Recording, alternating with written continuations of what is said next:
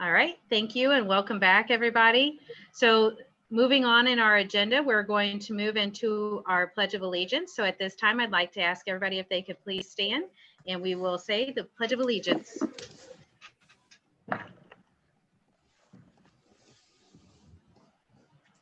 On the count of three. 1, 2, 3.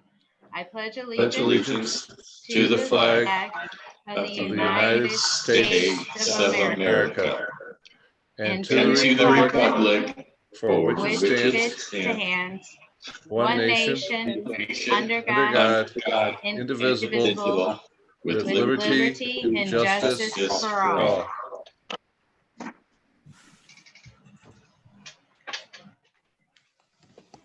Thank you, everyone. Moving on to 3.02, we have our public comments time. Michelle Clover, do we have anything from public comments? We do not. Okay, thank you very much. Moving on to 4.01, we are going to do our reports. I would like to report that the Board of Education met in closed session on June 4th and 11th, 2020, for the purpose of a discussion of legal and personnel agenda items. Moving on to 4.02, I have my president's report. As we prepare for the upcoming school year, we have several important back to school events I would like to share with you, but these may look a little different than we're used to due to the pandemic and social distancing guidelines. So our first one is our new employee orientation, which is August 10th through 14th. We welcome back teachers on Monday, August 17th, and the first day of school will be Monday, August 24th. Unfortunately, this year we had to cancel the annual Black and Orange Back to School Bash, but we are definitely in hopes to bring it back the following year. It's a great event to bring the community together. So moving on to 4.03, we have our superintendent's report. Dr. Kilbride. Thank you, Ms. Lonis. So board members wanted to give you a brief update about the Ritenour Hall of Fame. Last month, the Hall of Fame committee decided to cancel the 2020 induction ceremony that was scheduled for September out of an abundance of caution with the pandemic. This was a committee decision that did include new members on the committee as that decision was being made. The committee did meet virtually. They met through Zoom. They were attempting to wait to hold an in-person meeting, but it was getting up to the point that if they didn't hold a meeting to discuss candidates and make decisions, it was going to be too late. So they met virtually. So while they did cancel the ceremony that's coming up, they are going to have a 2020 induction class. The committee is going to be meeting in July in a couple of weeks to make the selection for this year's class. They'll be announced in August. And so Michelle and Doug will hold a press release and we'll put it out to the community. But the class of 2020 will be officially recognized in conjunction with the class of 2021. So a year from September, we'll recognize two classes during the same ceremony. While I don't know all of the candidates that the committee has under review this year, I am aware of two candidates, and there are some that you and I can be very proud of for induction into the committee, into the Hall of Fame. So glad to see the Hall of Fame committee is making some progress and looking forward to sharing those names with you once they make their decisions. That concludes my report. Thank you very much, Dr. Kilbride. Moving on to 4.04, we have our MSBA NSBA report with Dr. Thomas. Do we have our video? Can we do the video, Michelle?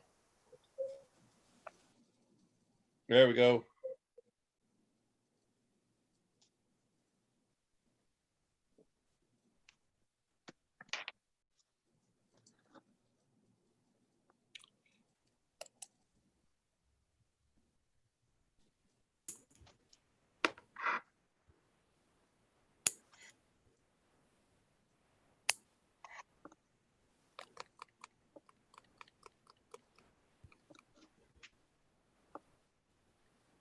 There he is. is.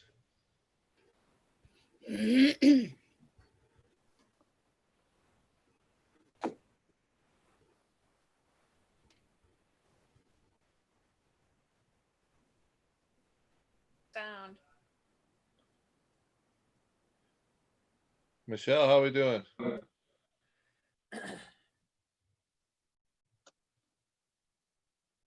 There is no sound. I have no sound.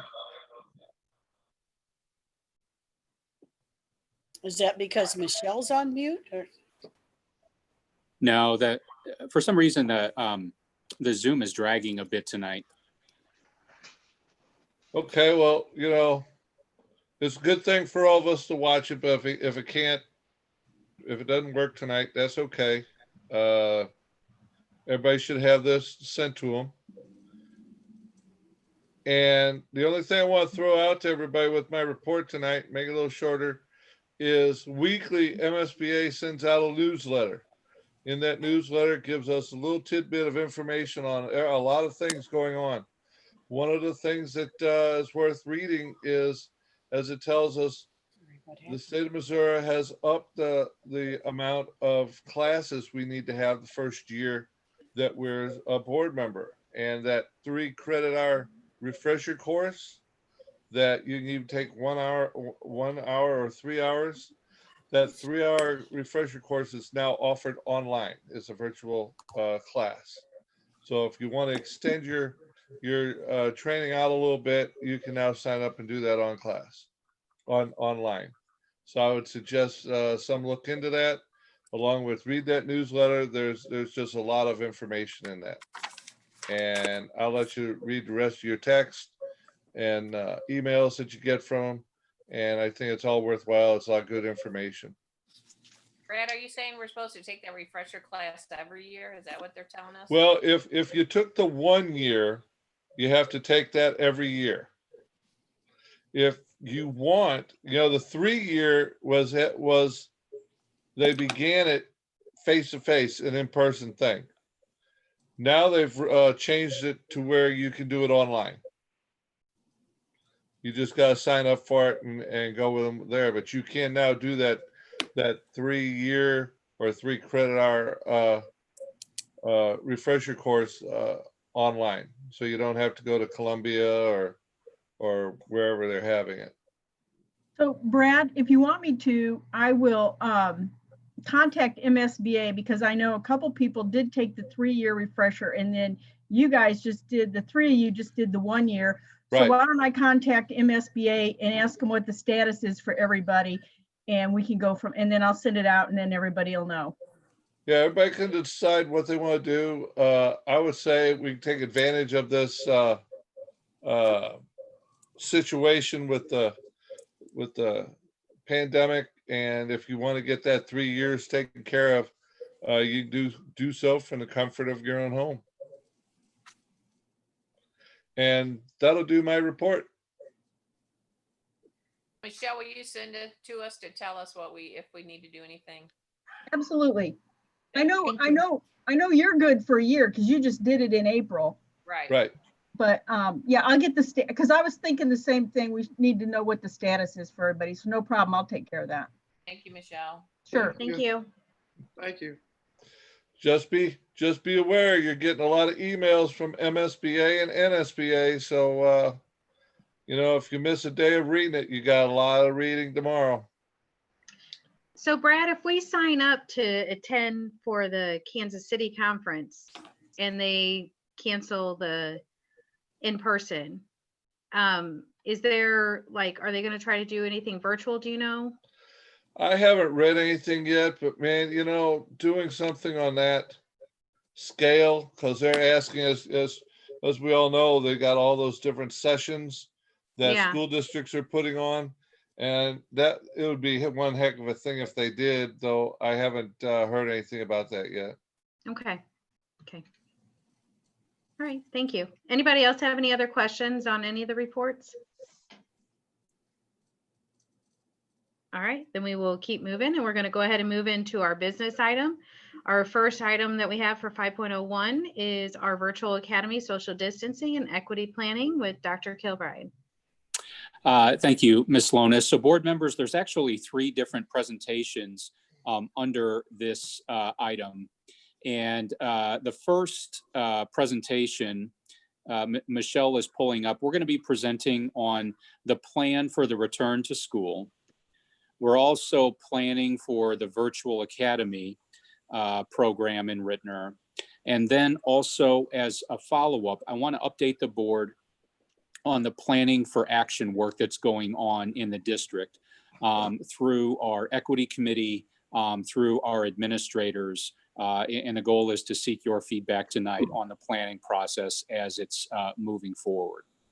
So the first presentation is going to be around planning for the return to school.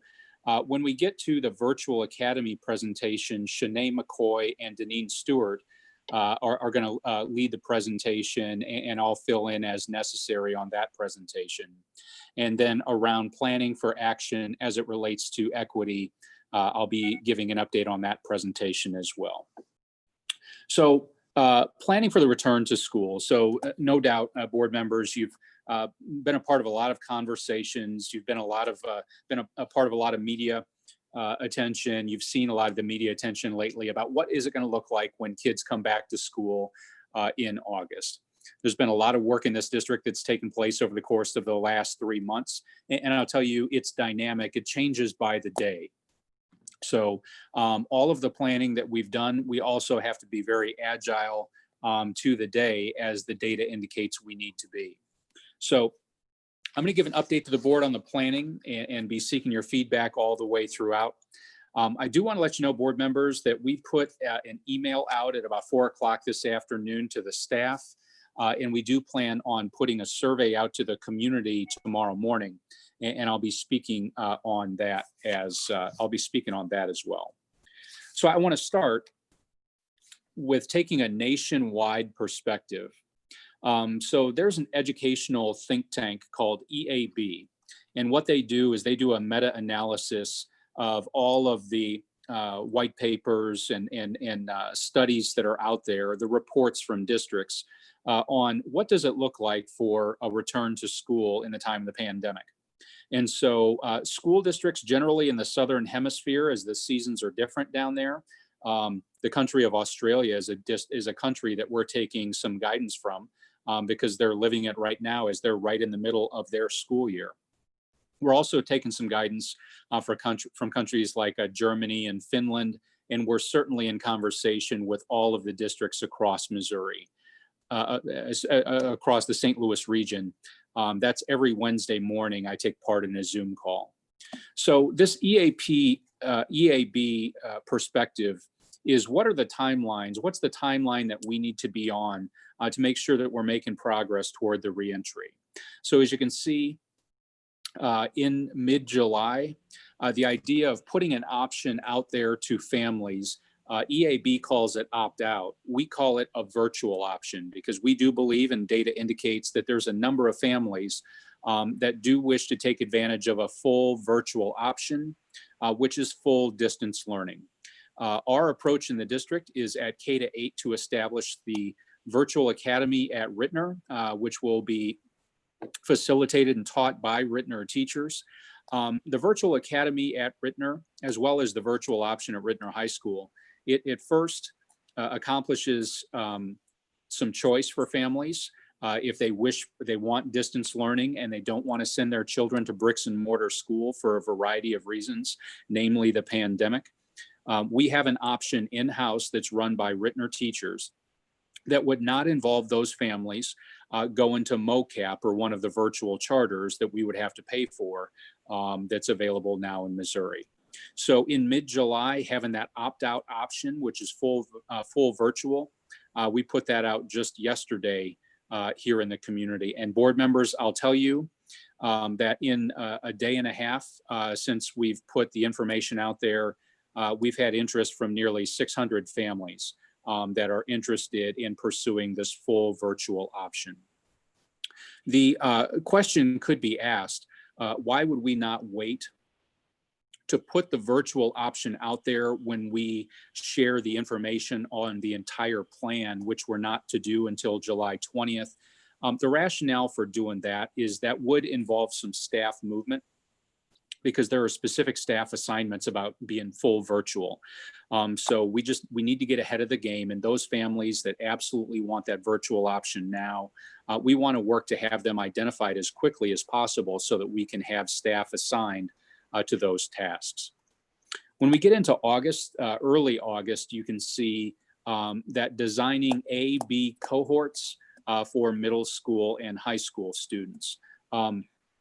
While districts in the region haven't published their final plans, what I'm comfortable saying is that the hybrid option, which is a combination of in-person learning as well as virtual learning, is something that districts are very much turning towards more recently as opposed to prior. A number of reasons for that. One is that there is an increased spread based on data of the pandemic in the region. And then when we get towards the end of August, having a clear technology distribution plan. We do have a technology distribution plan, and with your leadership and your support around devices, the 2,000 devices that were ordered for the Chromebook rollout, we expect to receive those next week. The 781 additional devices that were approved to make this district a one-to-one district K-12. We did receive word that there's shipping delays.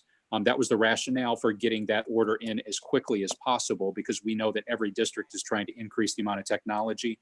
So we received word that there's shipping delays, but we're still very confident that we'll get devices in before the first day of school so that they can be deployed. Board members, do want to give you an update that the high school is still working to recapture Chromebooks from students from last year. There are still a number of Chromebooks that are outstanding. I'll have the exact number for you tomorrow in the Friday memo of the number of Chromebooks that are still outstanding. And I can tell you that the high school does have a plan, and they are working to recapture those devices as we transition into next year. Next slide, please. So the goal is to provide choice for Ritenour families. So we will provide choice for families, and recent data from the St. Louis Pandemic Task Force, as well as the St. Louis County Department of Health, it indicates a need to pivot from our prior approach, which was to provide the choice of a full virtual option and then full in-person instruction 5 days a week as an option. The first goal with children and staff is to create a safe environment. A close second is to make sure that everybody is learning at high levels. Our goal is to keep children and staff safe, to make sure that we can continue providing as much instruction as possible. If we have an expanded outbreak, if we have staff members and students that contract the virus, the likelihood that we would have to shut down for a period of time is strong. And then at that point, if schools have to shut down, then everybody would be going to the virtual option, even if it's something that families choose not to have. So there's a polarity there, meaning that there's a balance. It's a balance of wanting to have students in person as much as possible, but also balancing the idea that the more people that we have together in one place at one time, the more likely the spread. So we want to allow choice through a hybrid option or a full virtual option. So what would that look like? So next slide.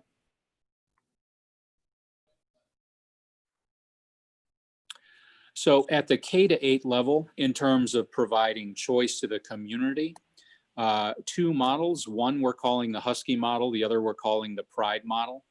In the Husky model, students at our elementaries and middle schools would attend school in person each day.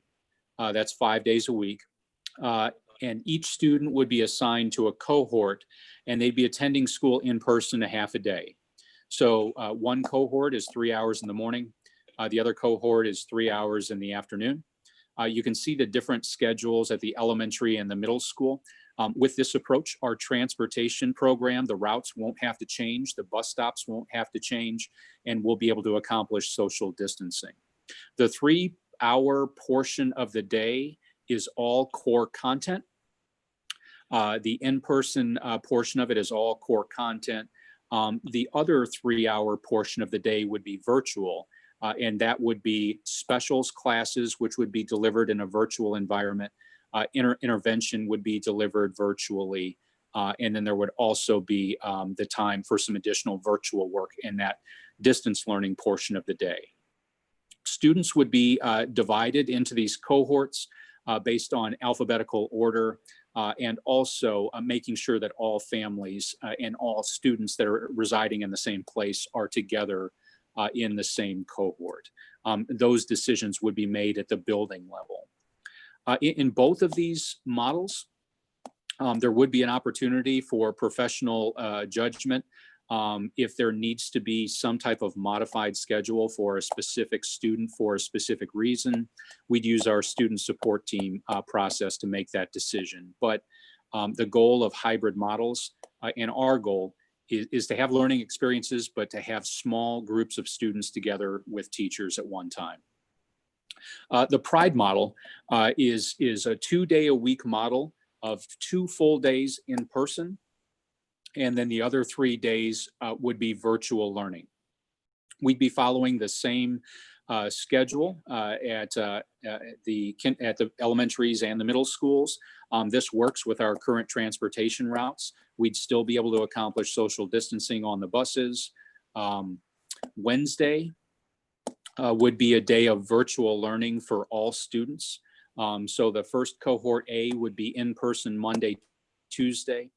Everybody, all students would be at home on Wednesday participating in virtual learning, which would consist of specials, intervention, as well as ongoing blended learning work. And then the other cohort would be in place on Thursday and Friday. In both of these models, Ritenour teachers, the staff members would be in person at school each day. It would not be a situation where teachers would be teaching at home. The staff members, when they are teaching virtually, they're in an instructional space in one of our schools. There just would be no students with them because they'd be instructing virtually. Next slide.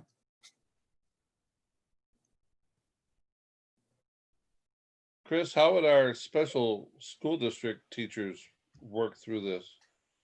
It'd be a combination of in-person and virtual. So some of the interventions would be delivered in person. Some of the other interventions would be delivered virtually. And in some cases, special school district staff push in a co-taught model. And so that would happen as well. That would have to be in person.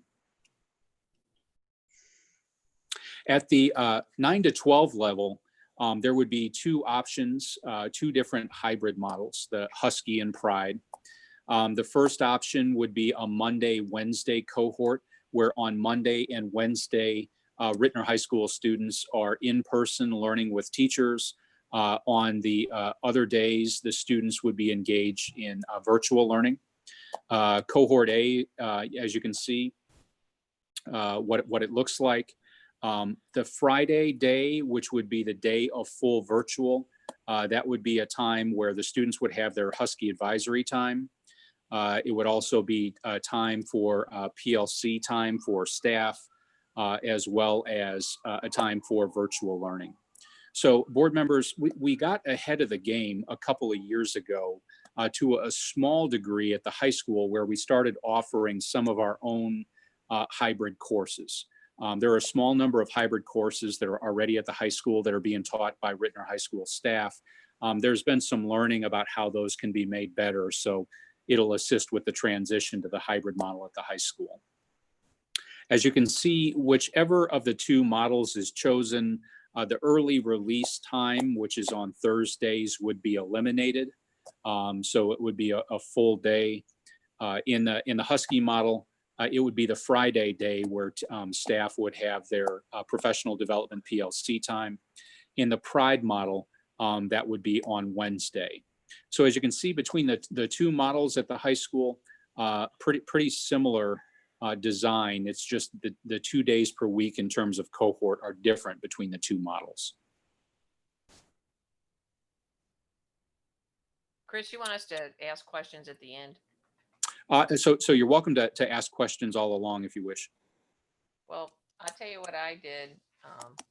I did pros and cons for each one. And this is just my own personal opinion. It seems like the better one is the Husky model where the kids come in every day. They're still going to get food, but we don't have to serve it, which lowers the risk of spreading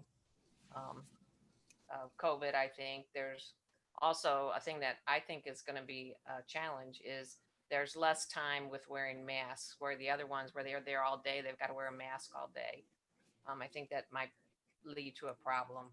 I think I think it's that the Husky model under the hybrid K-8 is a more along the line of a regular school schedule. And I think there's a better chance of building a stronger relationship between the students and teachers when they see them every day in person. I also think with that break in between that, between the two sessions, that it gives the cleaning opportunity to happen. You already said that the transportation is good. The only thing that I see as a con in the Husky model is childcare may be a problem. I don't know. The cons I saw with the Pride was wearing the mask all day for 2 days and serving food. I think that there's more social distancing involved. And I think it's harder to build a teacher-student relationship when only meeting every other, like 5 days. You might meet for 2 days, but then there's a 5-day lag in between. And I think that cleaning during the students there could be disruptive.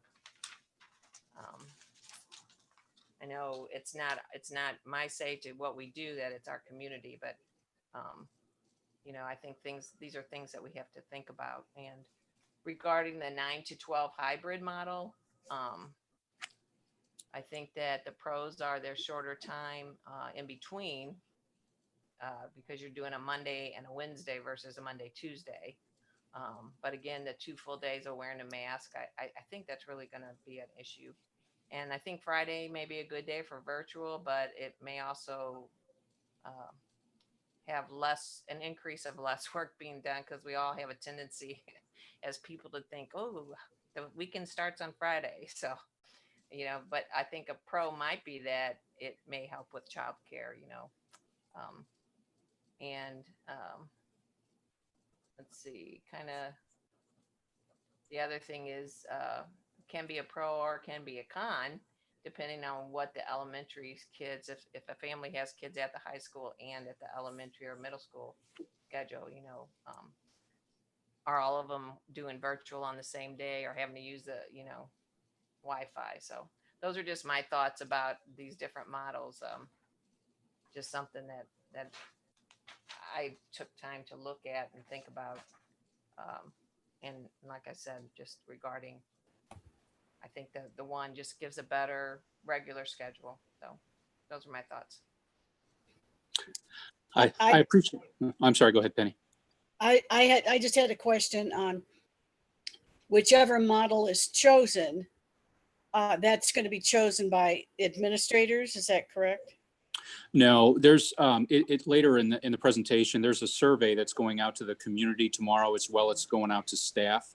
Okay. The thinking is that whichever of the hybrid models the community would select, we're not going to be able to do multiple at each level. So it's not as if the community would have choice between the two.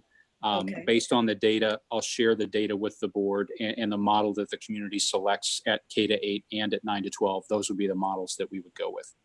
Okay, well, then the next question is on specifically 9 to 12.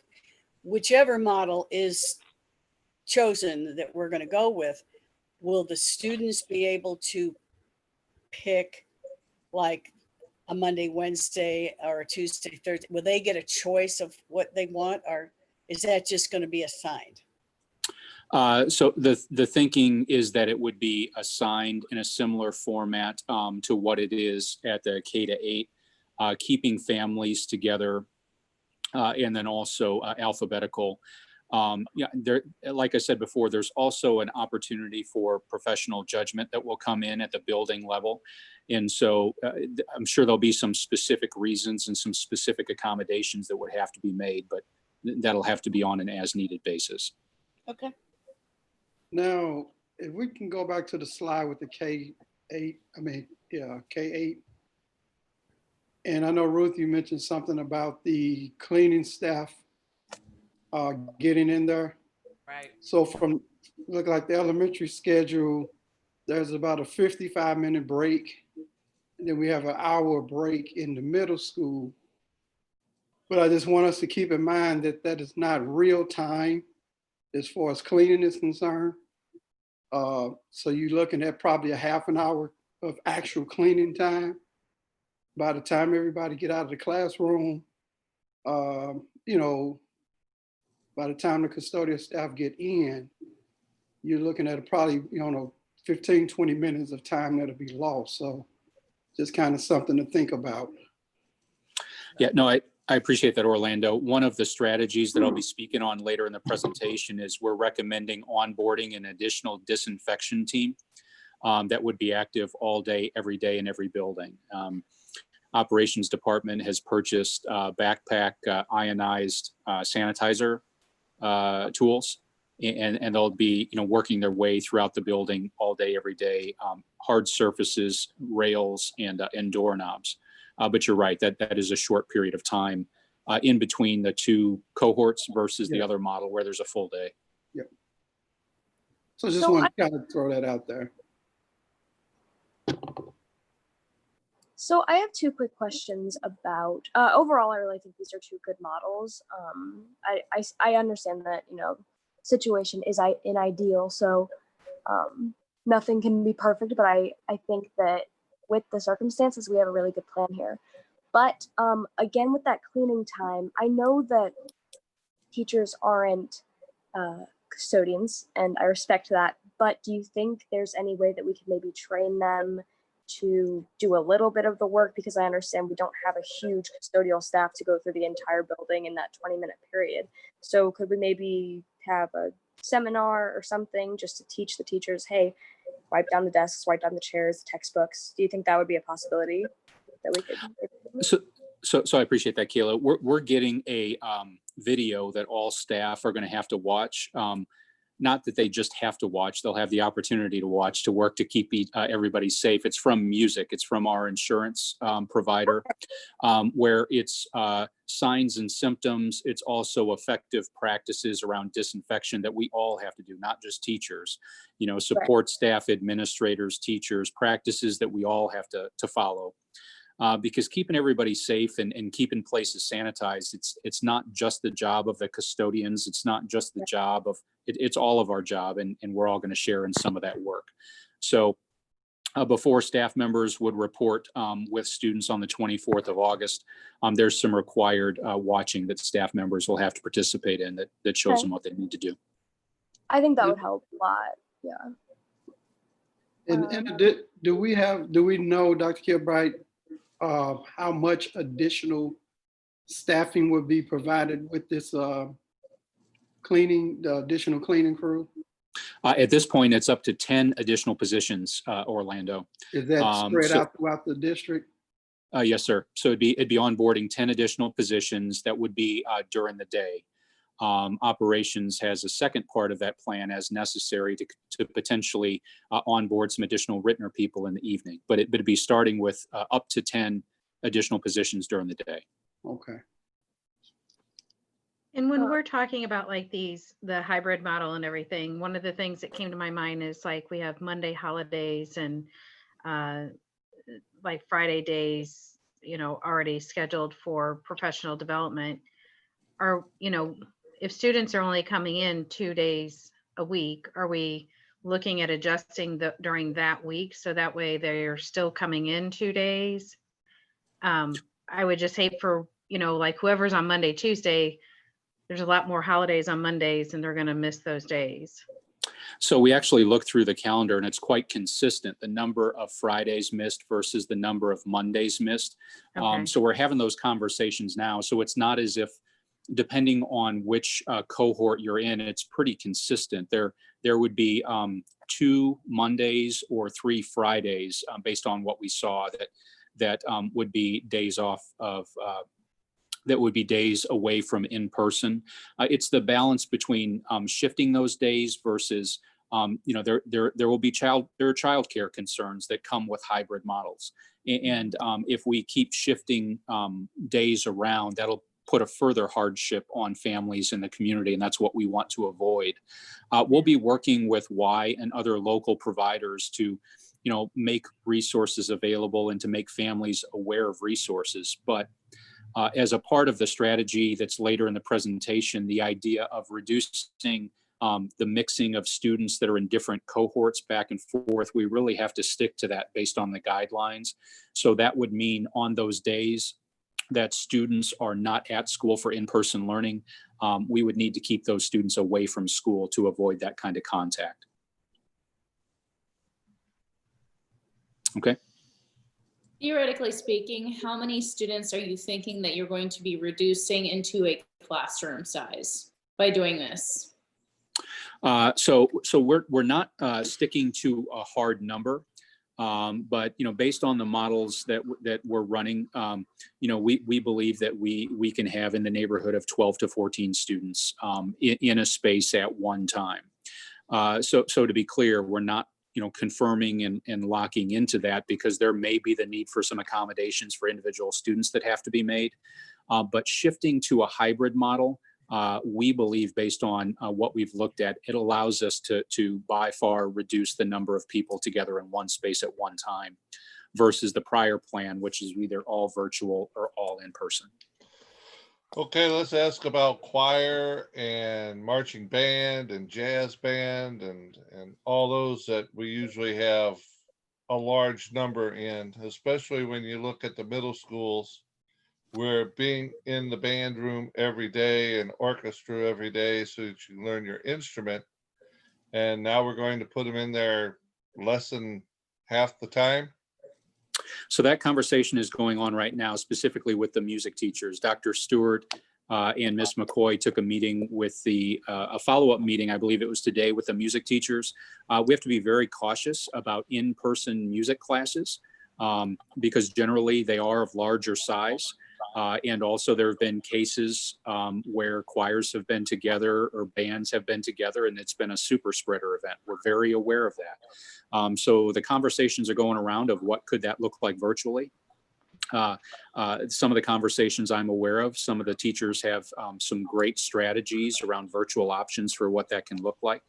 But much like core content, we want to make sure that students have the opportunity to have in-person instruction and specials as well as virtual. But we know that we have to keep the class sizes down there as well. Do we have any ideas about what our extracurriculars are going to look like for this semester, particularly for fine arts and athletics? In what regard, Kayla? So I've had a lot of football players, wrestlers, and also the kids that were in the musical kind of voice their concerns. How do we have any plans for how we're going to go about this with the big audience? Are we going to divide up the seats? And for wrestling also, it's very touchy. So they just want to know if we have anything in plan yet. Yeah, we do, and it's actually the last 3 slides of the presentation. I think where you're going. I've got answers to all of those questions based on that. Okay. Yep. Thank you. Thank you. Okay. Guess we need to go through the rest of the presentation then. Okay, Michelle, next slide. So the next steps on hybrid models. We'll be putting the survey out to the staff and the community tomorrow morning on these 2 hybrid models. The surveys will be open until next Wednesday. And I'll share the data, the data from the staff and from the community with the board as soon as it's aggregated by Michelle and Doug. And then we would enact the model with the greatest level of community support at K-8 and 9 to 12. The timeline that we're on, we're at the point now where July 20th, so the time is getting short, where we need to lock into models and make those known to staff and to the community. So we would get the data back Wednesday, get it to you right away, have a conversation, and then be prepared to communicate it the following Monday. Chris, how is this going to go out to the community? It's in a Google form that Michelle and Doug have created. It's translated into multiple languages. It's a Google form that when families type into it, it populates a spreadsheet, and it's pretty efficient. Okay, so you're going to send that out tomorrow morning. Is there going to be something that's going to go out like maybe daily, like, hey, have you responded? Something, because that's a short turnaround time. And I understand that if I got my information correct, there is a Facebook page for parents, which a lot of communication is going back and forth right now. Of course, it's a lot about the unknown, which we're all in the same, spot with that. But I just want to make sure that they're aware that they have this opportunity to, respond and give us their input and not just send it out one time. That's a good question. Generally, the process, like what we've done with the 2 surveys around this topic that we've done already, Michelle or Doug would put either 1 or 2 additional touches or reminders out to the community, and we generally will see a significant bump in responses right after those touches are put out there. So if it's between Friday and Wednesday, 1, probably 2 reminders that would get put out to remind people to respond. Yeah. It's a short window, and what we're finding, Ruth, is that right now, much like some of our positions, the response rates and the quickness of responses is much faster right now as compared to what it usually is. So whereas normally we might have a survey out for a week and a half or 2 weeks, the 2 previous surveys that we put out, we had them out for 5 days and got good responses. Yeah, that's good. I'm just glad. Do you have anything in there, like Michelle probably can answer this? Is there anything in there, Michelle, like in your thing, like, hey, if please talk to other parents, or hey, because parents talk to each other, but we could kind of encourage that if there's something in there, like, hey, make help. It would help us if you remind your classmate parents or whatever that this is on. Yeah, that is a great idea. We have several parents who are very active who post this and start discussions on social media.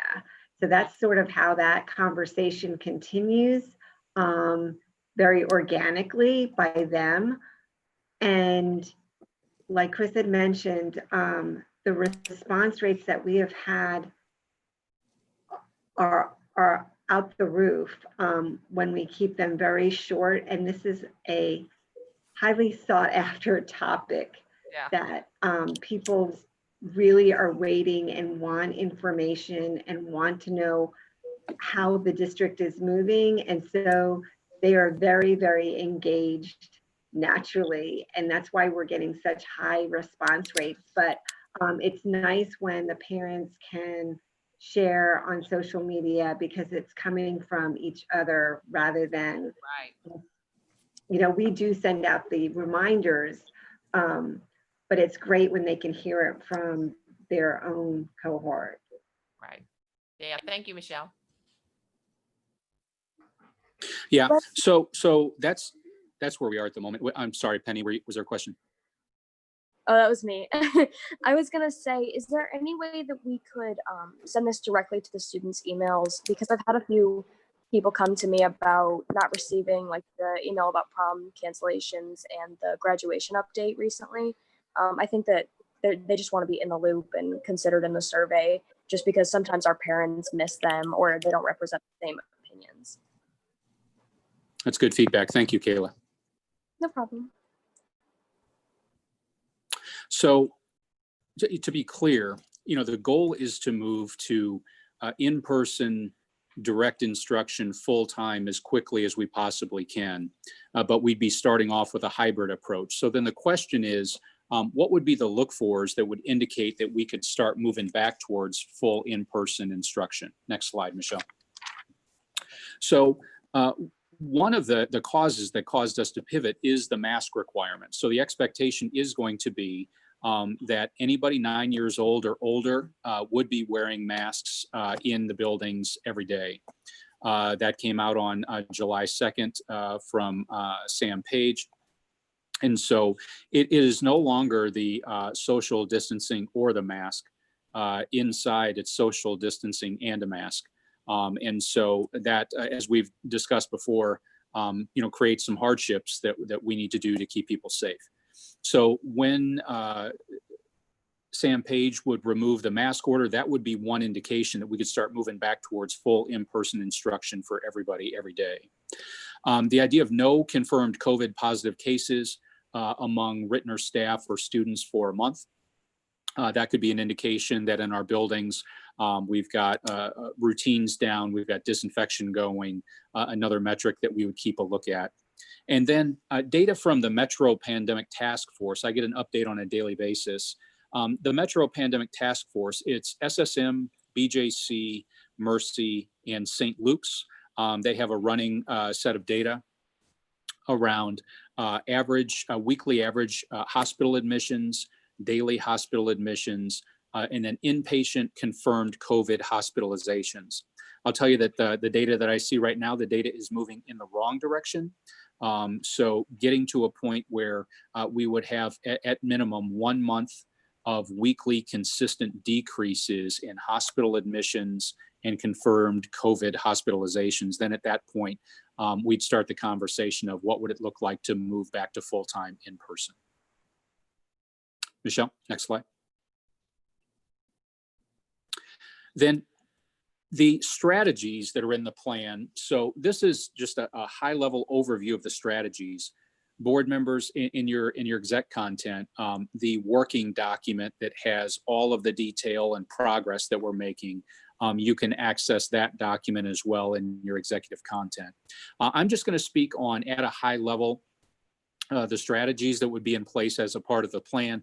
And these different categories, governance, social distancing, human resources, business office, the broad categories were taken from MSBA, their Center for Educational Safety plan that they released back the end of May in June. So we took the categories that MSBA was recommending. We took the CDC guidance. We took some of the guidance from Johns Hopkins and then the county and incorporated our strategies into those categories recommended by MSBA.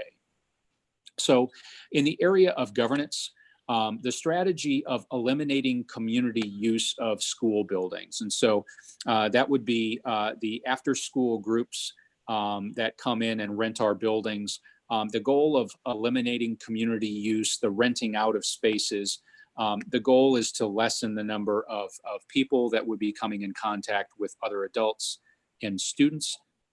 That'd be one of the strategies under governance. Allowing suspended students to return to school if in-person learning is selected. This is a recommended strategy. The rationale for it is that there are many students that from the month of April, the month of May have had no learning at all virtually. So to the best of our ability, any student that's on a suspension, it will be a conversation at the building level as can we transition this student back to Husky Academy if they're out of school, or is this a student at Husky Academy that could be transitioned back to the building? Those will be decisions that will be made by building level teams with the goal of trying to successfully transition a child back, but making sure also that everybody's safe in doing so to try to fill the gap in learning loss that's going to be there. And then eliminating all student attendance sanctions. We have letters that keep families aware if a student misses 3, 6, or 9 days. We'd be suspending any student attendance sanctions because students, if they are not feeling well, if they're symptomatic, they need to be at home. Next slide. In the HR department, a significant amount of work in HR. We have to make sure that employees are aware of their rights. We also have to make sure that employees are aware of their responsibilities under music to keep people safe. So the required training that's necessary through music, as well as when people are away, whether it be teachers or office professionals, that we can get a substitute in to take their place. So there's a recommendation that's coming to you a little bit later this evening to increase the rates for substitute teachers as well as office professionals to allow us to, if somebody is sick, to be able to get somebody in to step in. We're looking at revising extra duty contracts based on need. This is specific to athletics and activities, mainly athletics. If it turns out that we're not able to have athletics competitions, practices started on the 6th of July. But if the decision is made that contests can't be held, then we'd be looking at revising those contracts and going with a prorated contract, because whether it be football or volleyball or golf, contests are a big part of that work. And if the contests aren't held, then there's a lesser amount of contact and work that's going on. So we're working with area districts and our attorneys to talk through what would that prorated contract look like if in fact all the games are canceled. And then a daily attendance report by building to track student and staff attendance to see if we're seeing any trends in either one. Next slide, Michelle.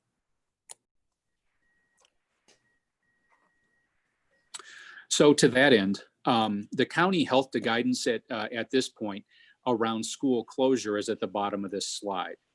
If 5% of the student body in a building or in the district tests positive on any day, we would be getting that information from the county health department. Or if 4% test positive for 2 days in a row, or 3% positive 3 days in a row, then at that point, that building and likely the district would close down for 10 days. This is guidance from the county health department that we'd be following. The question comes up of, what's the metric, what's the guidance around if we would have to close, the county gives that to us and it's right there. I'd mentioned that masks would be required in accordance with the county. The EAB that's done the study across really around the world, the guidance that they're giving from their review and their analysis is assume that there are more teachers that are going to be seeking options to stay away from schools for fear of the spread of the virus, and assume that families are going to be more interested in sending their children to school. So it's not a definite, but it's just a review of the return to school. What does it look like around the world? There are a number of educators that fall into high-risk categories. And as those conversations are starting around what do accommodations look like, HR and we just have to be prepared that there's likely to be a larger number of staff coming forward requesting accommodations. Next slide. As it relates to curriculum and instruction, Dr. LaChance and Dr. Stewart have been working to streamline curriculum to be more focused on power standards. We know that at some grade levels, whether it be 28, 36, 38 standards at a grade level, when it's a combination of direct instruction and virtual, we need to do better in terms of being focused on power standards, kind of those non-negotiable standards that teachers are going to work to make sure that students know and are able to demonstrate that standard. There have been committees that have come together and they'll continue to come together. And they've put together the first 6 to 8 weeks of pacing that will be rolled out to staff of power standards. So, what is in the district curriculum? What's in the district pacing? When you boil that down to what are the power standards, C&I department is doing that work to be able to roll that out to staff when they return. We have if you can go back to that slide, Michelle, we have an AMI plan, which is alternative methods of instruction. And that's a plan that we'll share with the board in August. That allows us that if we have in the past an inclement weather day. That started off as schools were going to cyber snow days. When we have an approved AMI plan, that allows us to shift from in-person to full virtual, and DESE approves us doing that. So we'll share all the details with you, with Dr. Stewart in August. Next slide, please. So Dr. Kilbride, real quick, Mhm. on the AMI plan, is that how we are getting around the attendance sanctions? Is through that with the alternative methods? It is, so when a student goes full virtual, when the student completes the class, the student is counted for 94% attendance. And so, yeah, in order to go virtual, you have to have an approved AMI plan by DESE. There was a new email that came out just yesterday from Craig Larson, our DESE supervisor.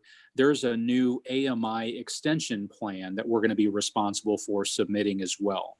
And there's a timeline for doing that. So when we report out to the board in August, we'll share the AMI plan as well as the AMI extension. All of that covers virtual learning, and it also covers us being able to do a hybrid model in the district. Okay, thank you.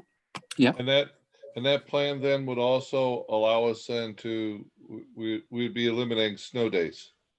So we could do that. And so for students that are in person, if you have an inclement weather day on a day that you're in person, that allows you to shift to a virtual day with no lost learning time. So it would not be a situation where you end up having to make up those days on the back end of the schedule.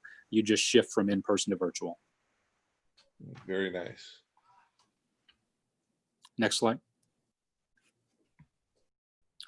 So around the communications department, a lot of messaging has gone into educational options for families.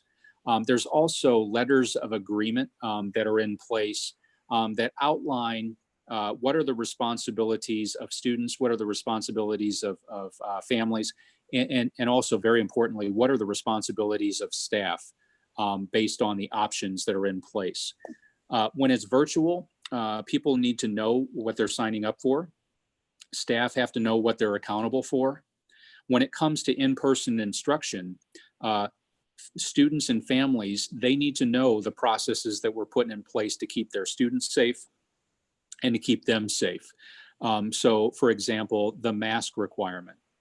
Any adult in a building has to wear a mask. It's a non-negotiable. If there are specific medical accommodations that would come with a doctor's note and so on, that would be considered, and there'd be accommodations that would be made. But families need to know that that's the expectation. If you come into the building, whether you be 9 years old or older, you have to wear the mask. The communications department is working on videos to explain these practices because as you'll see, this is a very long report. The long reports can be avoided, I think, when people engage with videos. And then there's a bunch of signage that the communications department is working on of COVID symptoms, appropriate hygiene practices, and then places where access would be restricted to buildings. So a lot of work going on in communications. Michelle? The registration department is perhaps the first department that is impacted by this plan. The first part is establishing a process for students that will be transferring in so that families will be aware of what are our social distancing practices, what are the expectations of students, families, and staff, just for full transparency. Supply lists, we need to be responsive because there will be no sharing of supplies between students.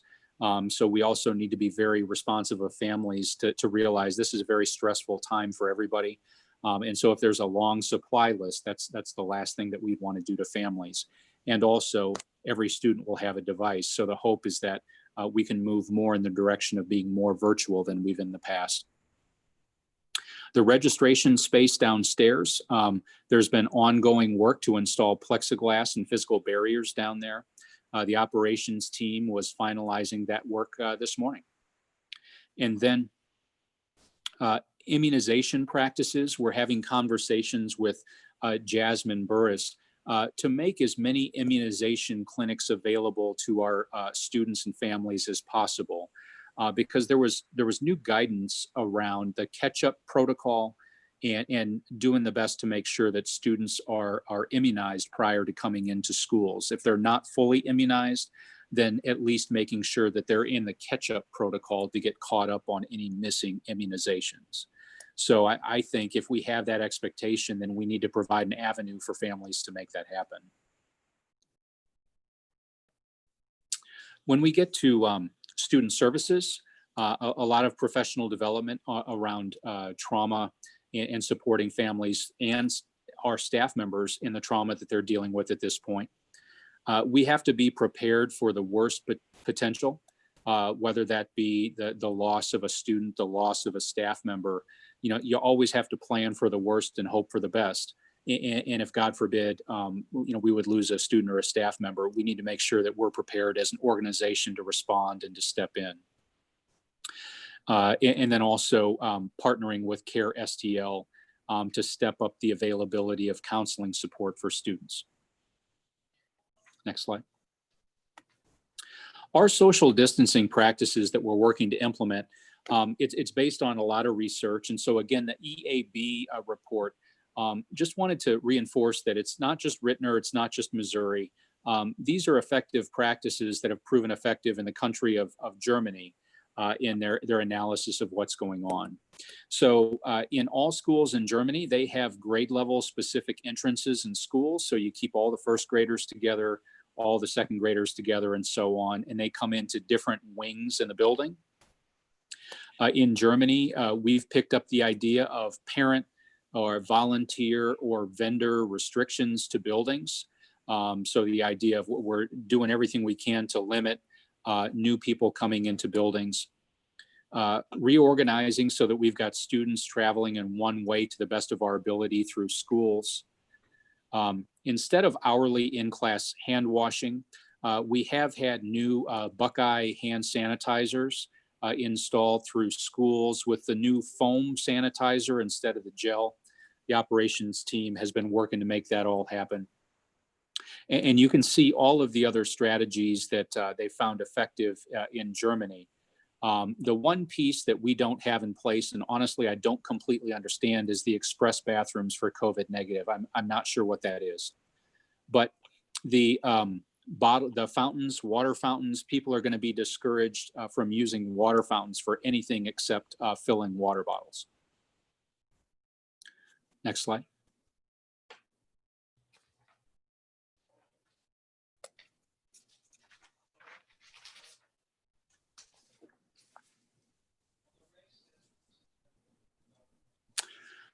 So we've been through the social distancing quite a lot. And the way that this is being ensured is there are walkthroughs of buildings that are going on. The operations team and Ms. Hahn are making their way through buildings, and they're walking the buildings with principals and assistant principals, and in some cases teachers, where they're aware of what our social distancing plan and expectations are. But what it looks like at Marvin might look different from Kratz because the building is designed differently. So they're walking and talking and figuring out how these strategies have to be implemented in schools. One of the strategies is to utilize outside space to the greatest extent possible. Outside, there's less potential for aerosol spread. So just want to give you an idea of some of the strategies that are in place. Next slide, Michelle.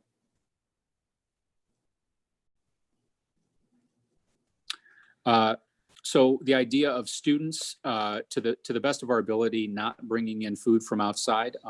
Again, in all cases, based on an individual need, we would need to make some accommodations, and buildings are going to have to be open to that conversation. And as I said before, in the cafeterias, looking to increase custodial staffing to meet the increased disinfection need. For students that would be eating in the cafeterias, whether it be breakfast or lunch, there would be assigned areas of the cafeterias with the goal of trying to have students staying in contact with the same students and trying to minimize some mixing. As it relates to movement across the buildings, You can see the strategies in place of trying to establish one-way traffic flow, and then also staggering schedules to avoid large numbers of students and staff being in the hallways at one time.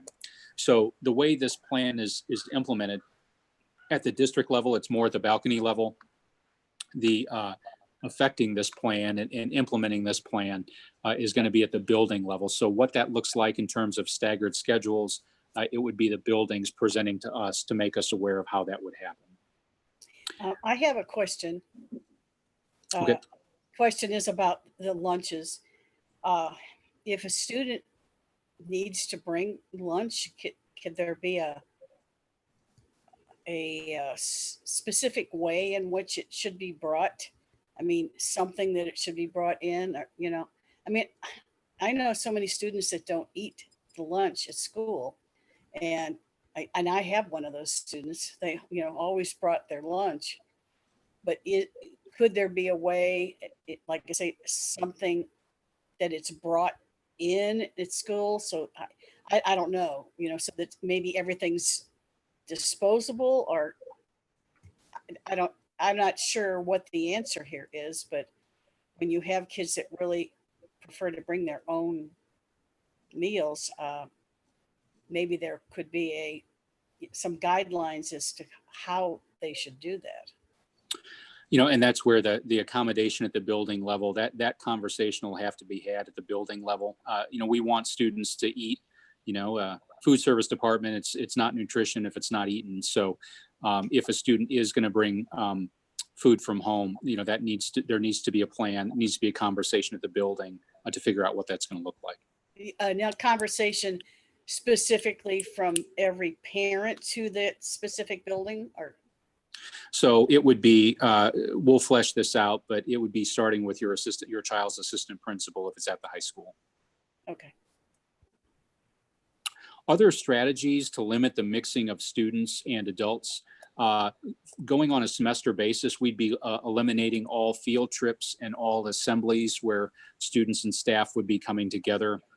We would also be eliminating travel to the Center for Gifted Ed, because at the Center for Gifted Ed, students from all of our elementaries come together in the same space. Instead, the teachers of Gifted and Talented would be traveling to the buildings to deliver the instruction in person or virtually as well. We have the Reading Railroad program, which is our retiree reading tutoring program. That's going to be suspended for the year. And then the expectation is that students wear IDs at the middle and high level at all times. And the goal of that is to be able to identify students to make sure that we're aware of which students are to be in the building on which days. As a part of the plan, it's also that all locker rooms would be closed during the day, and the students participating in PE would not be dressing out. Chris, isn't it normal practice that they wear their IDs? So the practice that's in place at the high school now is they are requested to produce their ID if they're requested. The high school has been back and forth around that topic, but with this, it's going to have to be visible on all students all the time. Okay, thank you. Mm-hmm. When it comes to non-essential staff contact, we're going to continue to encourage the staff to conduct virtual staff meetings. And then as it relates to staff congregating in the building, whether it be the teacher's lounge or in the school office or in the copy room, there'll be limited access to each of those spaces in every building to avoid people clustering together. The strategy of limiting participation in IEPs and 504s, that strategy is around a combination of in-person and virtual. We're actually working to get more involvement in IEP and 504 meetings, but the strategy and the plan is it doesn't all have to be in person. People can contribute virtually to those meetings. It'll be a combination of in-person and Zoom. Every school has to have a sequestration area for students that may be symptomatic. In the sequestration area has to be separate from the nurse's office and also the school office. So as the operations team and Ms. Hahn makes their way around the buildings, they're identifying those sequestration rooms for students.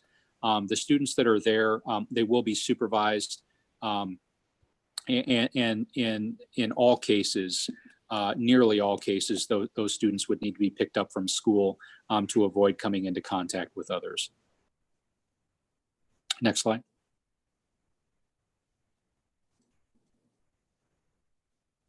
As it relates to the school health staff, the nurses, we'll be getting weekly participation or weekly traffic reports from the nurses in schools.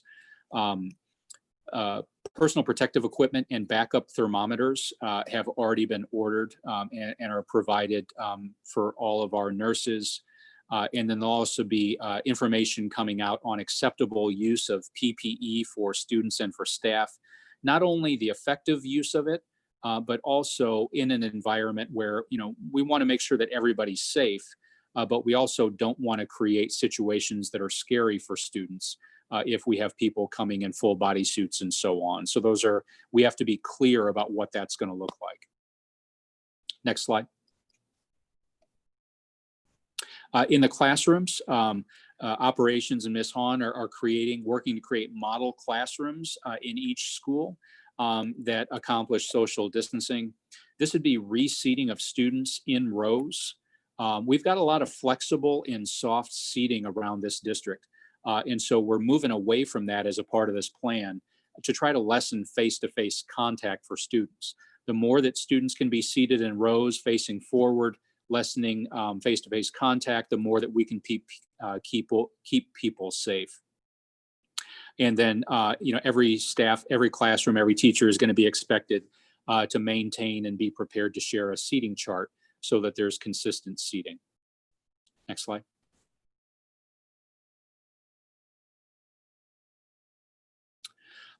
Daily disinfection from the operations department. The onboarding of a disinfection team above and beyond current staffing. That job posting went out today. So in addition to the disinfection team, I'd mentioned soft seating and so on. It would be removing all rugs, all carpets, and all soft seating from classrooms because it's very hard to disinfect. We're working on storage for those items because when the vaccine, when we are able to come back to full in-person, we'd want to be able to work with teachers to quickly get all those items stood back up in classrooms.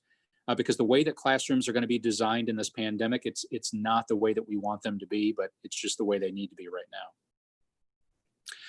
Specific areas for daily disinfection of playground equipment, doorknobs and railings and restrooms it can only be accomplished, we believe, with the onboarding of those additional staffers. Michelle.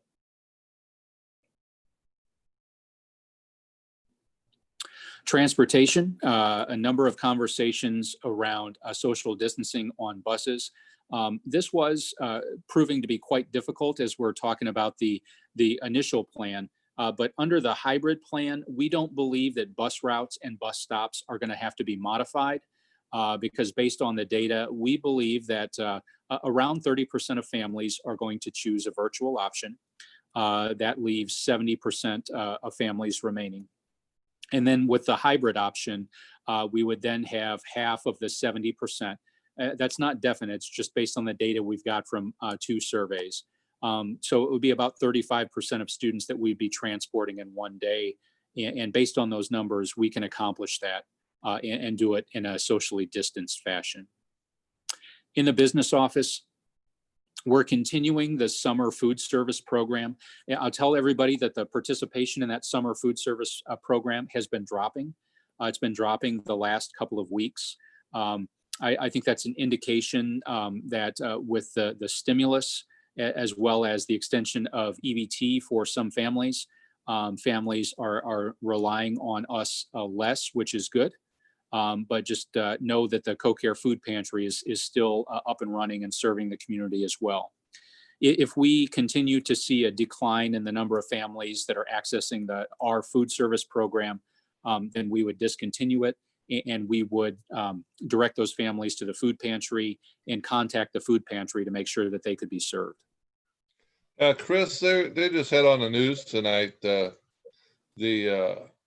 food pantries and the food services are reaching out to a record amount of families, and they're serving record amounts of food to families in our area.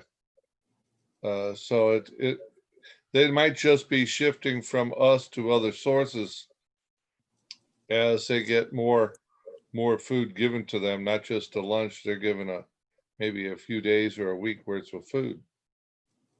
Yeah, so food insecurity is real, and this work is important in this community. But we also have to be driven by data. If the need seems to be decreasing at the moment, it's also very possible that what we're offering in terms of our deliveries, people are tired of. I mean, that's very possible as well. Well, we might want to think about partnering even with our food pantry and seeing what they're doing. If they're seeing a rise, then maybe we could somehow funnel the food or funnel help or whatever to them as they increase their standing in the community.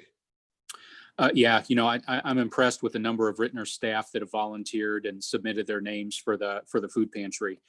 The National Guard is still at work at the food pantry, and they're helping to serve food on a daily basis. And the food pantry is trying to resist bringing Ritenour people in there because they're trying to keep a low number of volunteers to reduce the spread. But right, on a weekly basis, the Ritenour staff are wanting to get in there and help, which is a great thing to see. Next slide.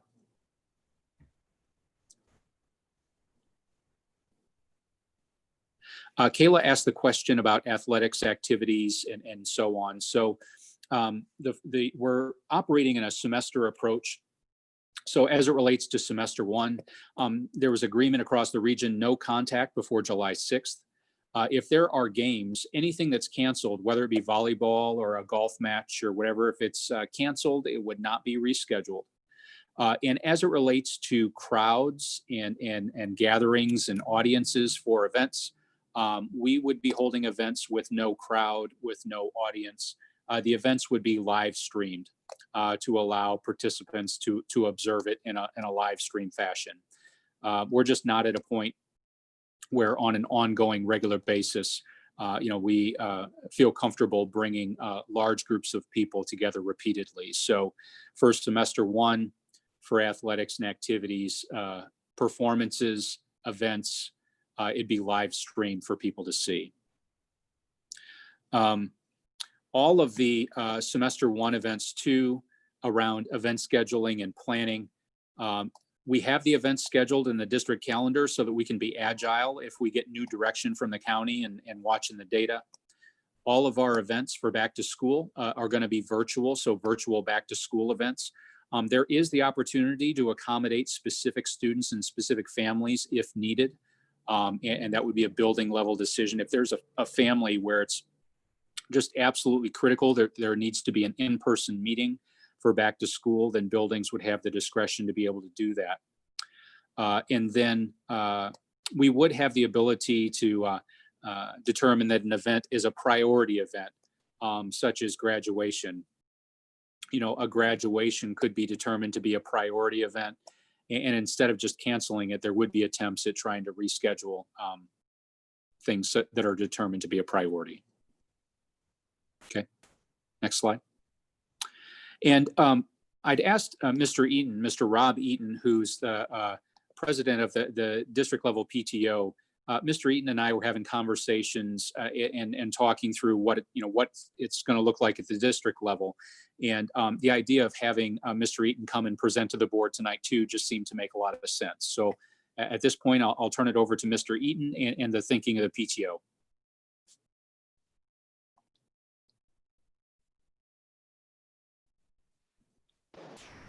Helps if I turn my mute on.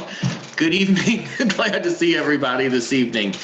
As Dr. Kilbride said, my name is Rob Eaton. I am the PTO president for Ritenour Middle, and then I also serve kind of as the chairperson for the district PTO.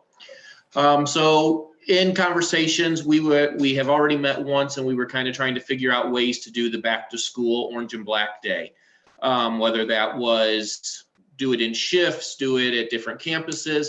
A conversation that Dr. Kilbride and I had the other day was it's just not feasible to expect all of those PTOs to meet in different campuses and things like that. So we had made the decision to go ahead and cancel the back to school Orange and Black Day for this year with intentions of bringing it back next year.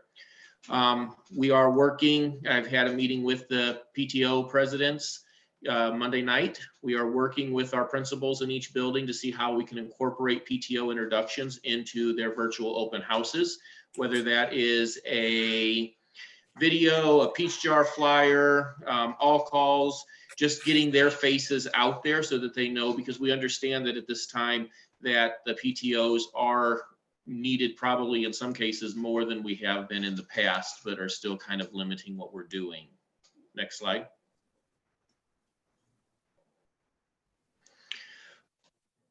Sticking with the district's policy on building usage, we have asked all PTOs not to be in the buildings during, number one, during school hours, but number two, not trying to keep us out of the buildings altogether. So working with the IT department, they have given the PTO a ritenour.org email address and the ability to do Zoom. So each one of the PTOs have started sending me their PTO meeting dates, and I am sitting here and putting all those in and kind of looking at ways to do those meetings. They will all go through me. I will get them started. And once I get with their president, I will turn the host over to them and let them handle it from there, excusing myself from their meetings. But we have encouraged all PTOs to do their meetings virtually from here, or at least for the first semester.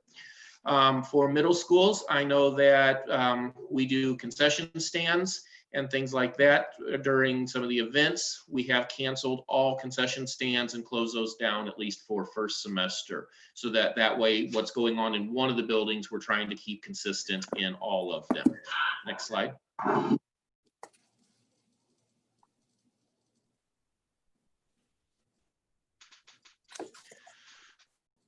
This one really hurt.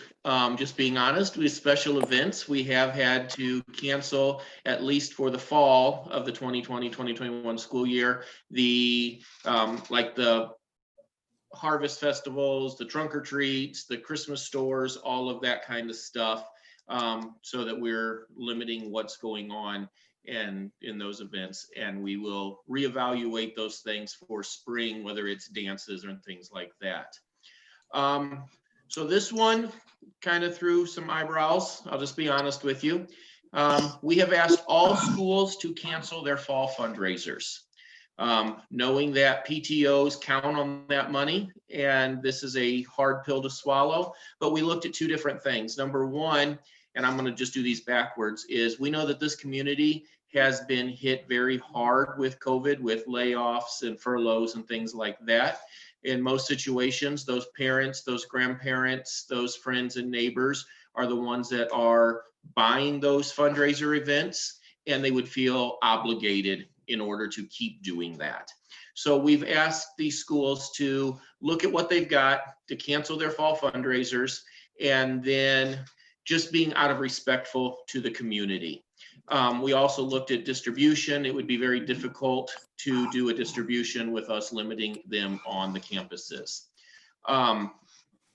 Sticking with the look of food, I know a lot of the schools have done in the past potlucks or buffet style lunches and breakfasts and things like that for welcome back, for conferences, for teacher appreciation, etc.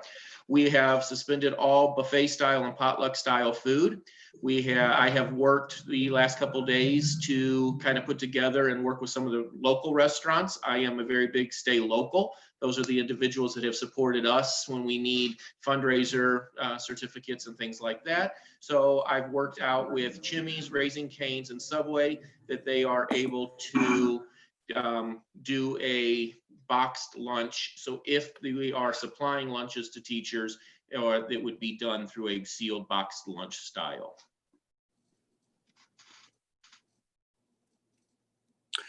Thank you, Mr. Eaton. So board members, a lot of question, or a whole lot of information. Any other questions that you might have on all the information that was shared tonight? I had a question. Have there been any discussions, I didn't see it anywhere in the plan, about pre-screening or temperature taking for staff that are coming into the district on a daily basis? So we're partnering with a company called Link, and there is actually in the over 5,000 list, there's an app called Link that we wish to move forward with, which is a staff screener that would be in place every day in the morning, where there are 9 different COVID symptoms. It's a yes or a no toggle. They're also expected to enter their temperature in the app every morning. So a staff member would have to get certified in the app, and that's something that's checked by the Human Resources Department every morning. So if a staff member is not certified through the app, every department, every school has to identify those people right away. If they're not certified, they're not able to go to the classrooms. And so is there some type of onus that we're also doing with families? I know we can't, I know some districts are having families actually complete a screening, but I don't know if we've talked about that in our district with this plan. So in the parent expectations, the expectation is that there's a screening that's done each morning by the family. But in terms of the families reporting that data to us, we don't have that expectation. Okay. The other thing I wanted to get clarification on, when we were talking about the school lunches, I think Penny brought up a good point there, but it led to, you referenced that it was decisions and plans were being laid out on a building level. So are we giving some standards across that? Because I'm concerned that if it's done, if we have differences from building to building with the plan, then there also may be some discrepancies or some things that if I'm a parent at one school and another parent, I'm talking to another parent at a different school, then I may find out, oh, well, they can do that over there, so why can't we do that at our school? So is there some standard guidelines that's being given to our administrators? Not as it relates to students bringing food from home. The fidelity piece is students are requested not to do it.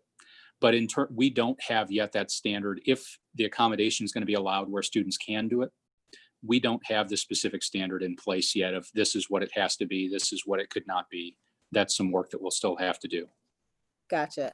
And I'm sorry, I don't mean just for food. I mean in general with the plan. If it's buildings can kind of have their autonomy to do pick and choose, are we having a standard in place that buildings like these are the non-negotiables no matter what you choose to do in your building?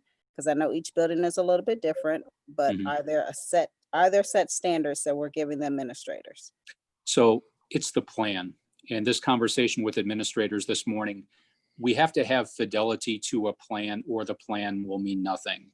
But we also have to understand that there may be a very small number of situations where an accommodation has to be made. So the accountability for buildings is in the plan.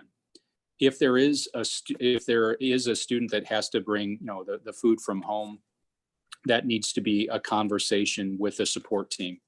If there's I would think it would be a conversation with the support team. If there needs to be a modified schedule for a student that would be outside of the hybrid schedule, that would need to be a support team process. And so that'll be our challenge as district level leadership to hold buildings accountable for following the guidelines in the plan. And where any accommodations need to be made, they need to be kept to a minimum so we can be responsive, because if we just start accommodating all over the place all the time, then we're just going to lose everything that we've got. So in my messaging to principals this morning, it was, this is the plan. We expect you to follow it, but we also know there may be some needs for accommodations, and we want you to use your support teams to make those to the greatest of, to make those decisions.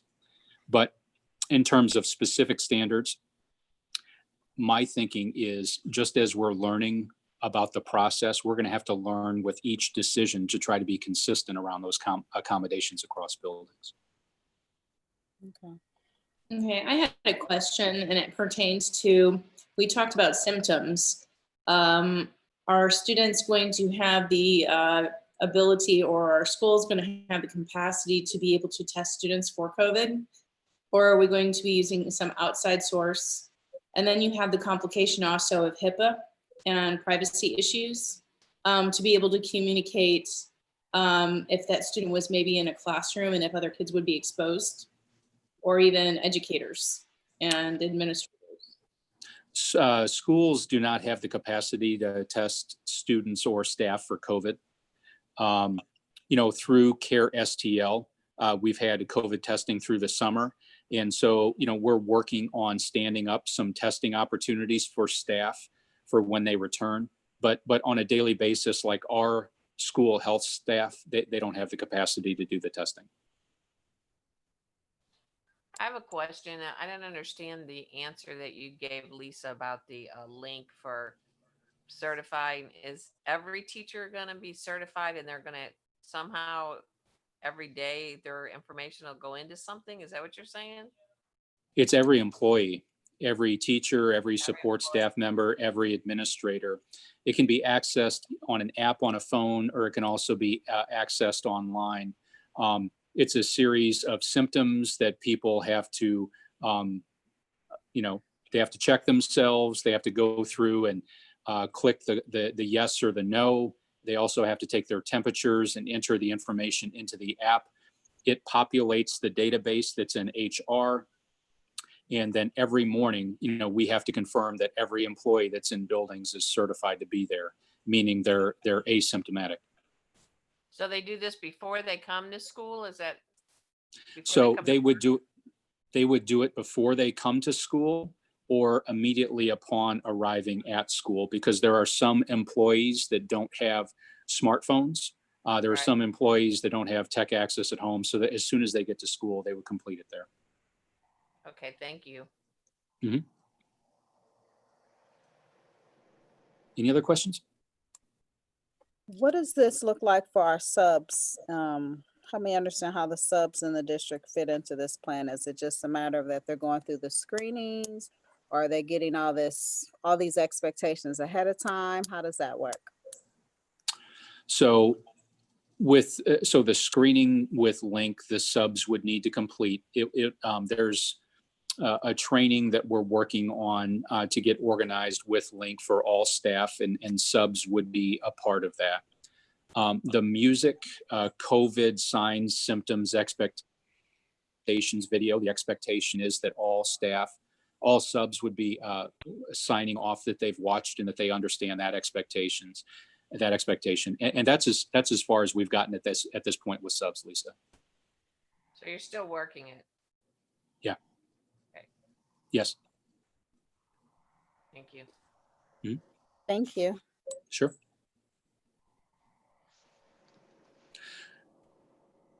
Okay, so that is our dynamic return to school plan, and I'll keep the board updated with the data and the changes if they happen. But we also, one big piece of the plan is the virtual academy at Ritenour. And the goal for the virtual academy is not for just this to be an option for this year. As I said before, we want this to be an ongoing option for Ritenour families for years to come. So Deneen Stewart and Shanae McCoy are with us, I believe, and they're going to speak on the progress that we're making on the virtual academy. Okay. Hello, everyone. Hello.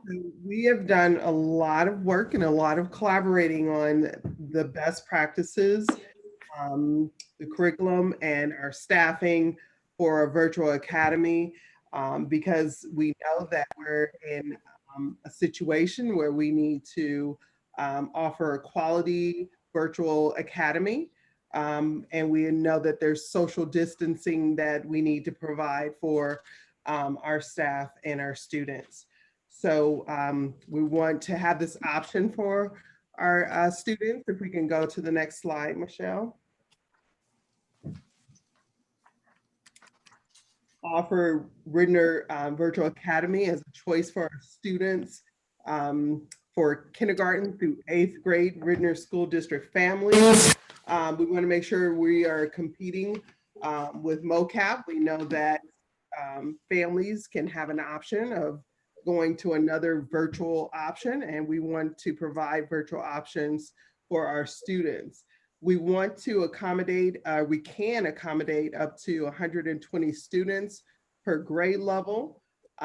We know that some of our students actually thrive in a virtual academy. We saw that.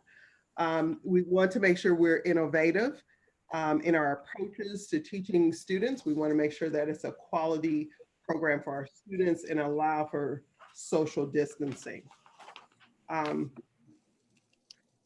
Ritenour Virtual Academy Leadership, Shanae, is our lead teacher, and Shanae has been doing a great job in really looking at our technology that we need to put in place and the processes we need to have in place for our students.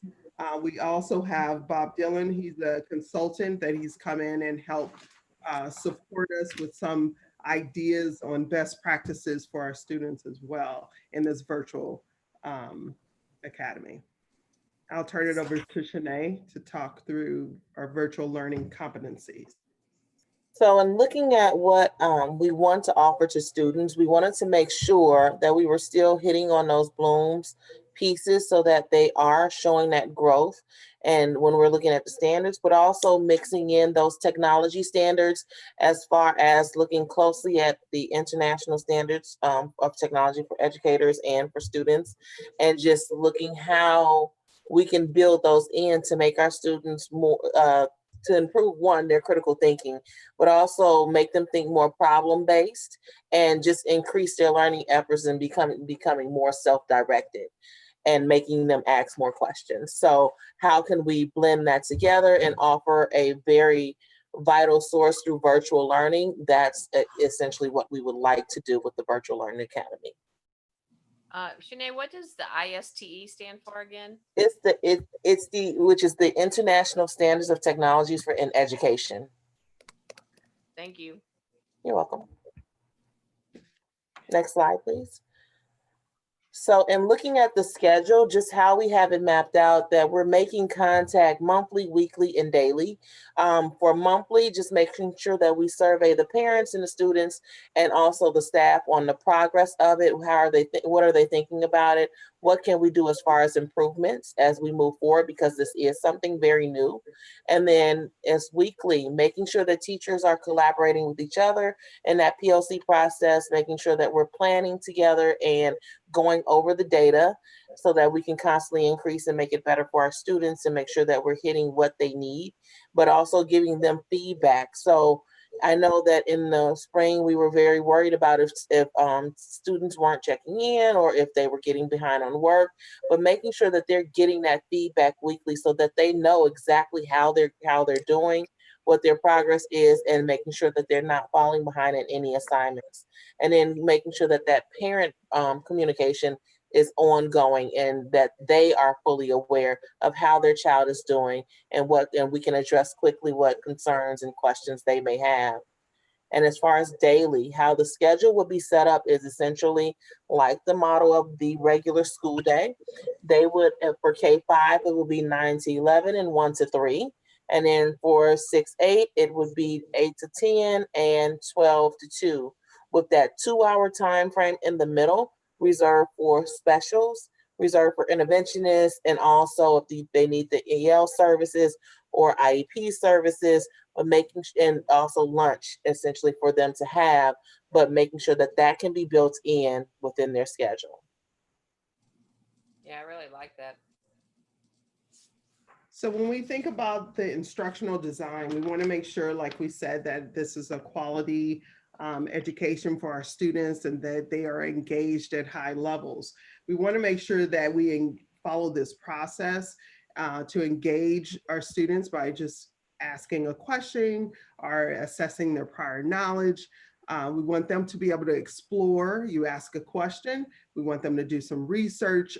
For our younger kids, maybe the teacher is providing some research for them.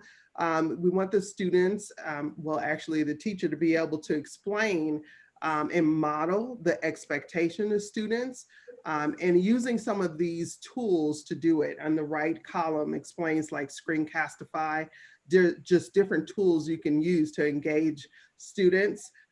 we want the students to be able to apply the learning and be able to explain it in the elaboration part of the lesson. And then we also want to make sure that they understood it. So we want to make sure that we evaluated students, and we want to do that in an engaging way. There's like Google Question, a Kahoot, and different ways to engage students online. We want to make sure we're providing that quality education for them. Can we go to the next slide, please? Now we know, Dr. Kilbright talked about, I'm engaging with many specialists and encore teachers on the best practices on providing specialists and encore classes to our students in the virtual learning environment. We're going to provide 6 encore teachers to deliver lessons per grade level, but it's actually our encore teachers it'll be an extra duty for them. So we're thinking of asynchronously, where they are providing lessons online and modules for students to complete. So we're thinking 6 art, music, and physical education students, 1 per grade level for students in the virtual learning environment, and 3 library media specialists supporting kindergarten through 8th grade, looking at grade level spans for our library media specialists. And really, we want our virtual learning students to have the same access to checking out books. So we want to provide a process for students to be able to have that option of checking out books at the school as well.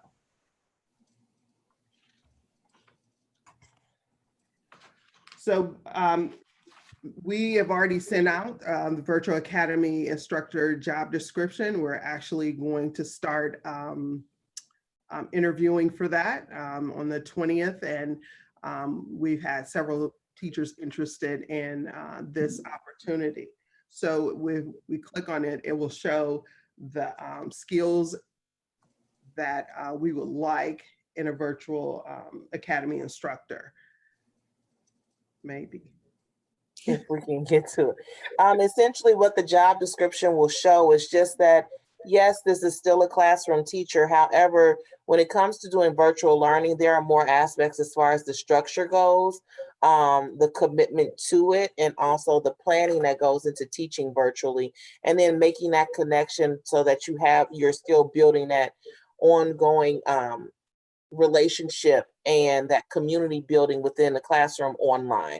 How can you do that when it comes to being in a virtual environment? And those can sometimes take different skills, and not everyone may be in tune with how to do that when it comes to virtual learning. So the job description just included a few different requirements as opposed to the classroom teacher. We saw many teachers that thrived in that environment, and students were in attendance on a very regular basis. I mean, that's what we're looking for.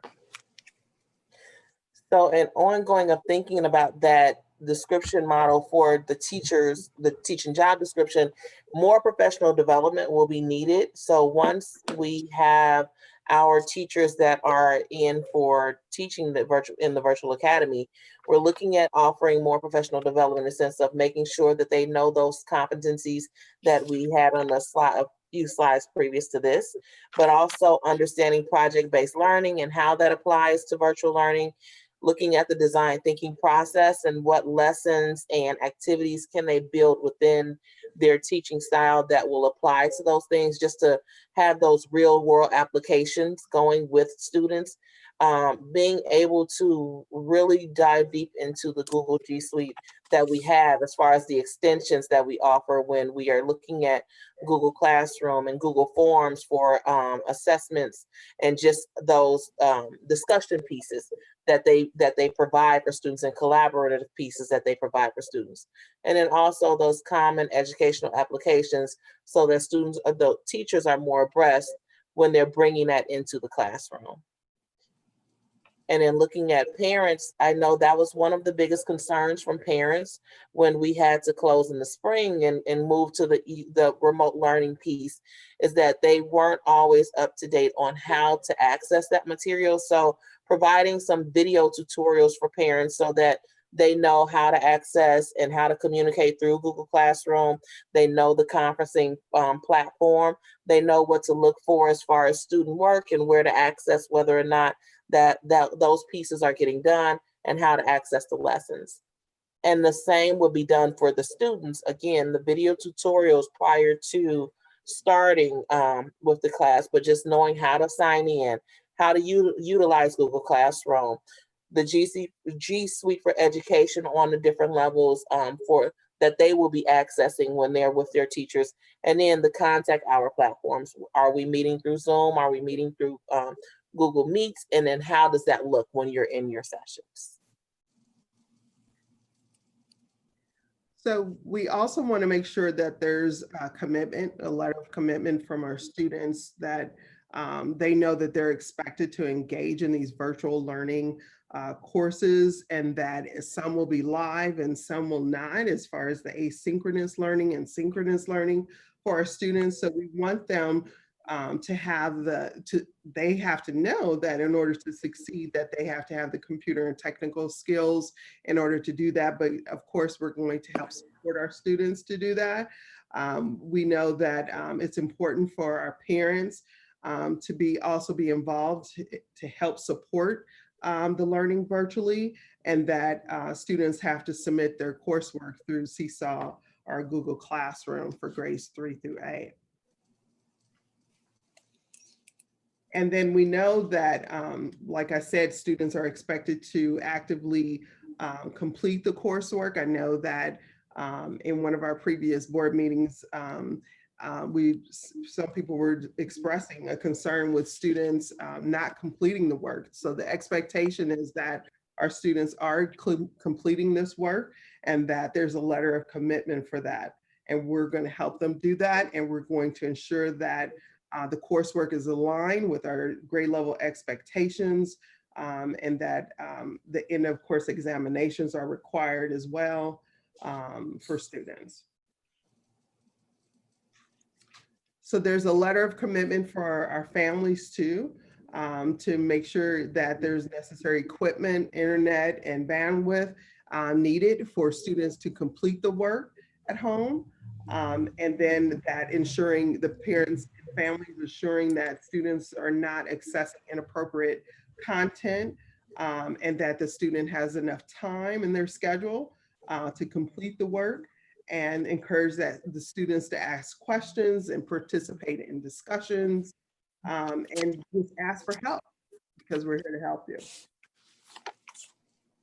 Also, the letter of commitment also focuses on making sure that the work is turned in on time, and that is not done by others, because we want to make sure it's their work so that we can help them through it.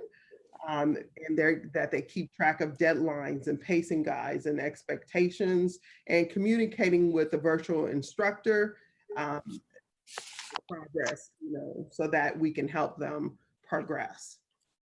And overall, just making sure that, letting families know that we are committed to the learning, and letting them know, wanting to hear that they are also committed in that sense of knowing that this is a different platform for student learning, and it takes a little bit more dedication as far as not, we know how it can go when being at home. So if you're at home, just knowing that there may be a little more focus that has to be put into making sure that you're checking in, making sure that your teachers are seeing your face every day, and making sure that you're asking those questions, which goes into that self-directed learning. I have a question. Yes. Are these letters to the student and the family, are they signing these letters, or is it just a letter that you give them and you just say, hey, here's what we expect? So it's something that'll be an electronic signature. Okay. So it'll be either electronic signature or hard copies. So depending on the family need, either one. Okay, great. Thank you. Mm-hmm. Thank you, Shanae, and thank you, Deneen. Board members, the amount of work that's been going on to stand up virtual options is quite impressive. Very impressed with the work that Shanae and Deneen have gotten off to a great start around. The final presentation that's a part of this this agenda item, and it's been a long agenda item. There's just a lot that's going on right now. Wanted to give the board an update on the conversations and the planning that's going in around planning for action around equity in the Ritenour School District. So far, there have been conversations with building and district level administrators. There's also been conversations with the Teachers of Color Affinity Group around what action, what are the strategies that we would be taking to try to drive inequity and disparate outcomes out of the organization. And so wanted to get this in front of you tonight for a conversation, and just wanted to first start by sharing the theory of action that makes sense to me, and just wanted to read that to you. A theory of action in terms of strategies have to be connected to a mental model or a theory.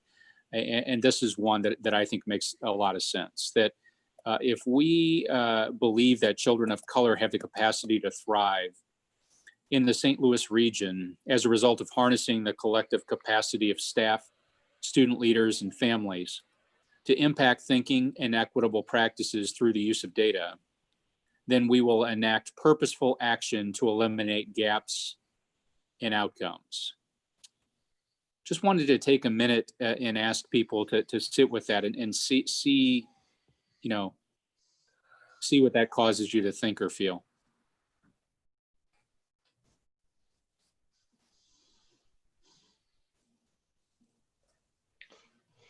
This first thing to come to my mind is looking at the last part, the action part. What purposeful actions is there anything we have? Is there anything we're looking at? Okay.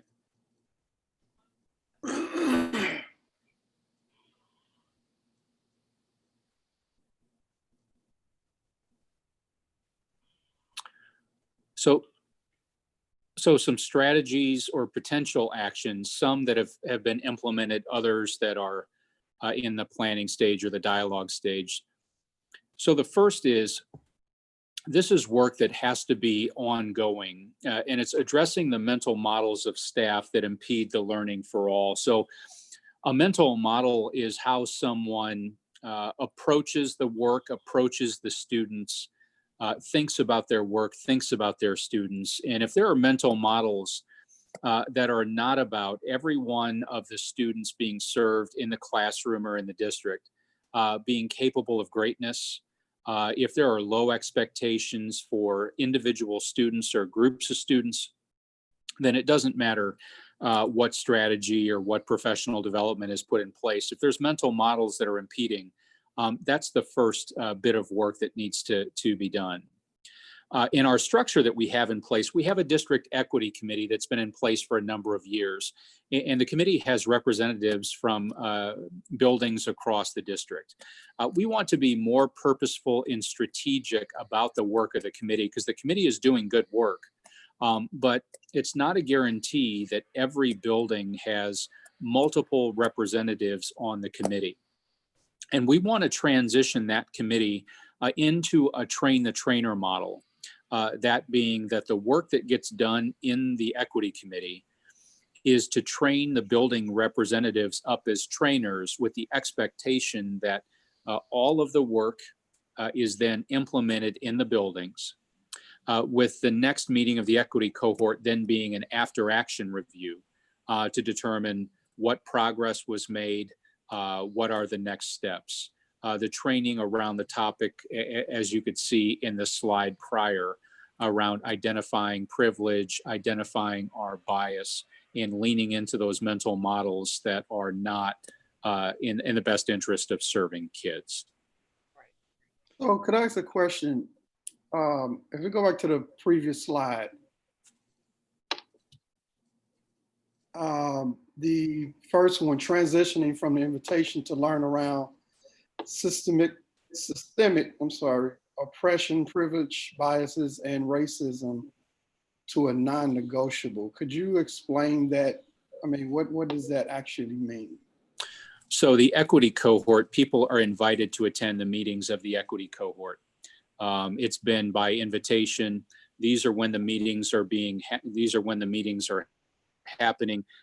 People are invited to attend. We're going to transition into a strategic approach where every building has representatives that are accountable not only to the committee, but also accountable for coming back, reporting out on the progress of the training that's going on buildings.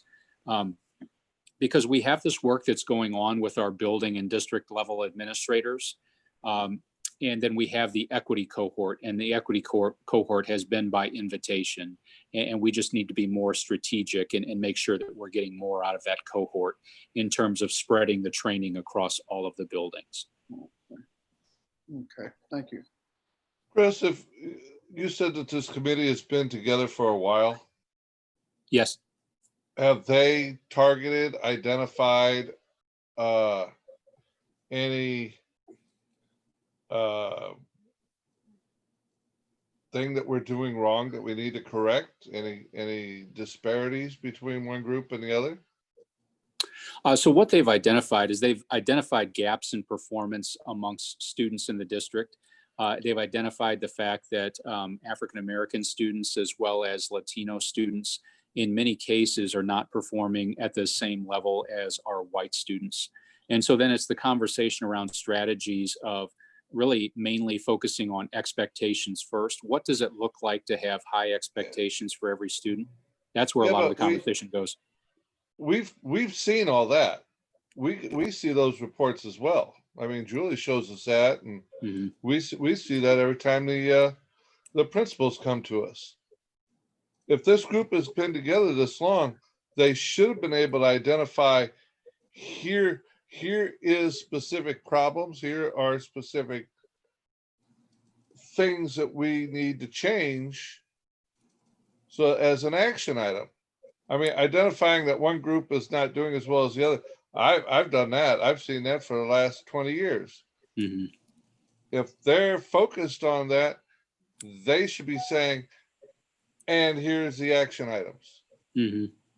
And so this, what you're seeing tonight, was created in consultation with members of the equity cohort as well. So like the action items, Brad, you'll see a lot of the work is about deepening the cultural competency of the educators. So mental models, what is the background? How do teachers see each other? And how do they see their students?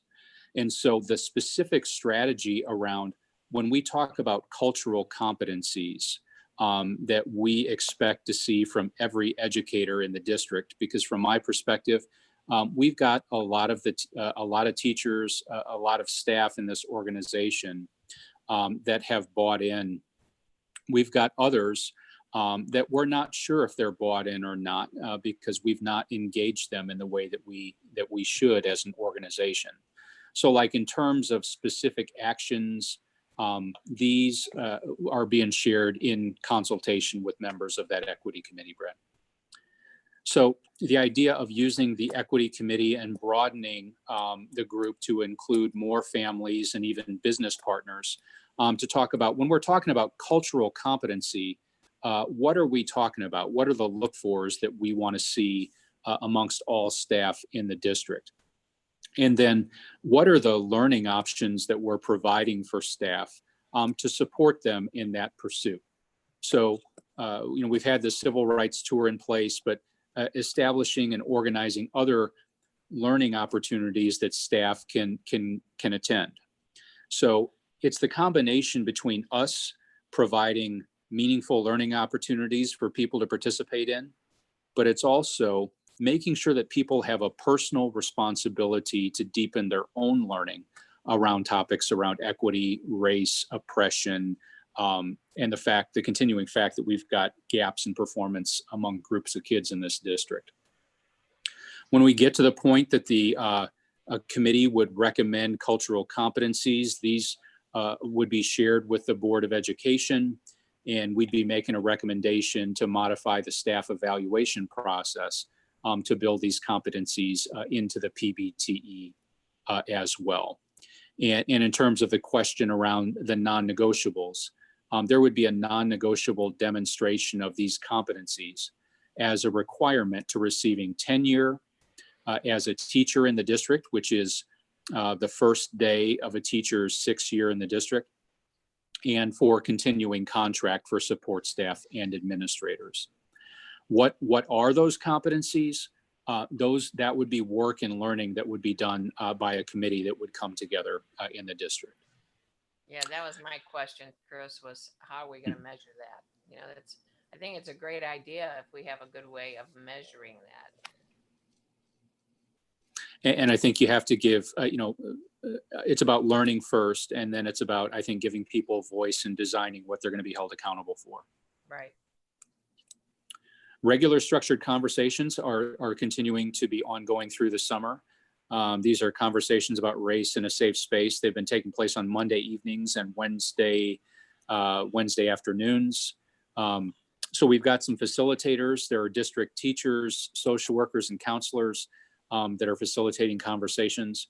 To start, we had upwards of 35 or 40 participants in the regular conversations.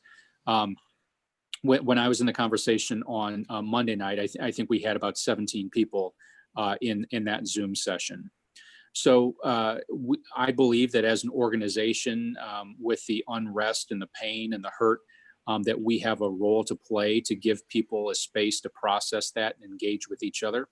And so I'm thankful for the work that Julie Hahn has done, and Evelyn Gilliam, and the facilitation team that they've worked with to lead those sessions. Next slide. So expanding our Grow Your Own pipeline that we've established, that was in connection to a grant that we've received from DESE. We received a $10,000 grant it's a match to build out our Grow Your Own pipeline with the goal of being able to target Ritenour students who are interested in education and putting them in a pipeline to earn their certification and then potentially come back to Ritenour and teach. So with our dual credit, dual enrollment offerings that we have at the high school, we've taken good meetings with UMSL that UMSL now has a degree in 3 program, where a student that participates in the dual credit programs at Ritenour High School, they can go through the degree in 3 program and be a certified teacher within 3 years upon graduation from the high school, which is exciting. Took a good meeting last week in response to this action item with Gary Ritter at SLU. The SLU model is a little bit different, but it would be targeting current Ritenour students that are in college or in a trade school that are working towards the degree. When students earn a degree, this model at SLU would be on-the-job training while you're working towards a master's degree in teaching. The cohort is 16 teachers right now. It's St. Louis Public and 2 other North County school districts in partnering with the program. The graduates that are pursuing their degree, they would be hired by the organization, and they'd be trained and going through the classes with SLU at the same time that they're teaching in Ritenour. So I'm looking forward in the future to having Gary come and present to the board so that the board can hear more about the potential of this SLU pipeline program that I think has the potential to be pretty impactful. Chris, when we have students who participate in this, after they get their education degree, are they obligated to come back and teach at Ritenour, or are they not? So in these 2 programs, like if there's a financial piece, when we have a financial stake in it, then we can write into the contract that students are obligated to come back and teach at Ritenour. We haven't done that yet. So that'll be the next step of the committee's work, is to figure out what the commitment needs to look like. It's not together yet. Okay, that's how they do it in Columbia in that session that I went to, and it's proving very successful up there. So I was just curious. Yeah, absolutely. So those scholarships that can be built with that DESE grant, absolutely. With the students that get the scholarships would absolutely want to get them back here and get that commitment from them. Right. I've had a lot of conversations with local law enforcement, and one of the last strategies I think I shared with the board was revising and updating letters of agreement with local law enforcement. I've got updated copies that I would like to share with the board and bring this to you in August so that you can take a look at what revised letters of agreement could look like with St. Anne, with St. John, and with Breckenridge. I've received those from Robert. I'll get those in advance of the August meeting so that you can have time to provide feedback on that. Our restraint policies, revising our restraint policies, that's also something that, could you go back to the previous slide, Michelle? Revising our restraint policies in district. We'll pull together our policy committee for those conversations. We've not done that yet. And that's something that each of the law enforcement groups that they're doing as well is revising restraint policies to be in line with what's acceptable. And then have had some good conversations and some action around shared professional learning for SROs. Tabari Coleman, who led our last session, our last retreat, he provides anti-bias training to law enforcement groups. He's trained St. Louis County, he's trained St. Louis City. He's done a lot of work with law enforcement. So that'd be a conversation that I'll have with the leadership of St. Anne to start there, to figure out what would shared training look like for our SROs and for some Ritenour staff around the topic of anti-bias that could be led by Tabari. Next slide. Conducting audits of curriculum and policy to identify where our practices and our governance is having disparate impact on students and also groups of students. And the thinking was that in addition to involving Ritenour staff, Ritenour families, Ritenour students, and even members of the Board of Education, that we would bring in potentially an outside consultant to facilitate these conversations, to bring in some new eyes into the work. So there's different perspectives on this idea of bringing in an outside consultant. My perspective is clearly there are things that I am missing, that we are missing, that we need to move on to turn the performance of kids in the right direction. So that was the rationale of bringing an outside facilitator in to facilitate some of these conversations. And then one of the last strategies is to make sure that the work that we're doing with students is that we're not doing the work to them, or that we're not doing anything for them as it relates to student discipline, student expectations, and moving more towards an approach that we're doing everything with students. So this would be some work that would be done through committee as well with students and staff and families. To revise the discipline process and procedures in the handbook with students to make sure that there's voice in that process, so that students can be more in control of the decisions that they make here and be more aware of the impact of their decisions. So as it's not a situation where, if a student makes a poor choice or a choice that's outside of the handbook, then it's the adults that are just stepping in to do discipline to a student. There just needs to be a greater sense of buy-in.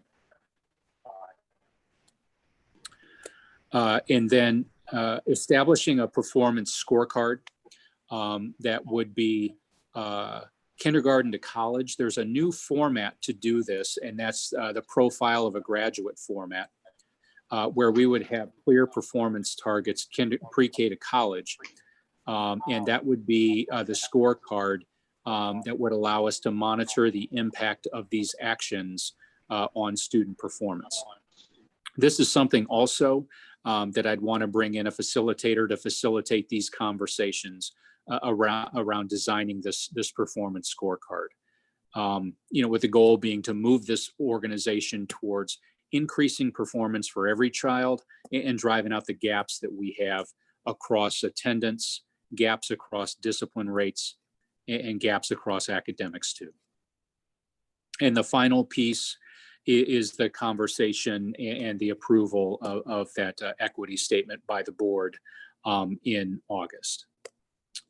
So just wanted to get this in front of you tonight to share some of the evidence of some of the initial actions that are being taken, and then some of the dialogue that would be leading us towards more purposeful action in the future. And I can answer any questions that you might have.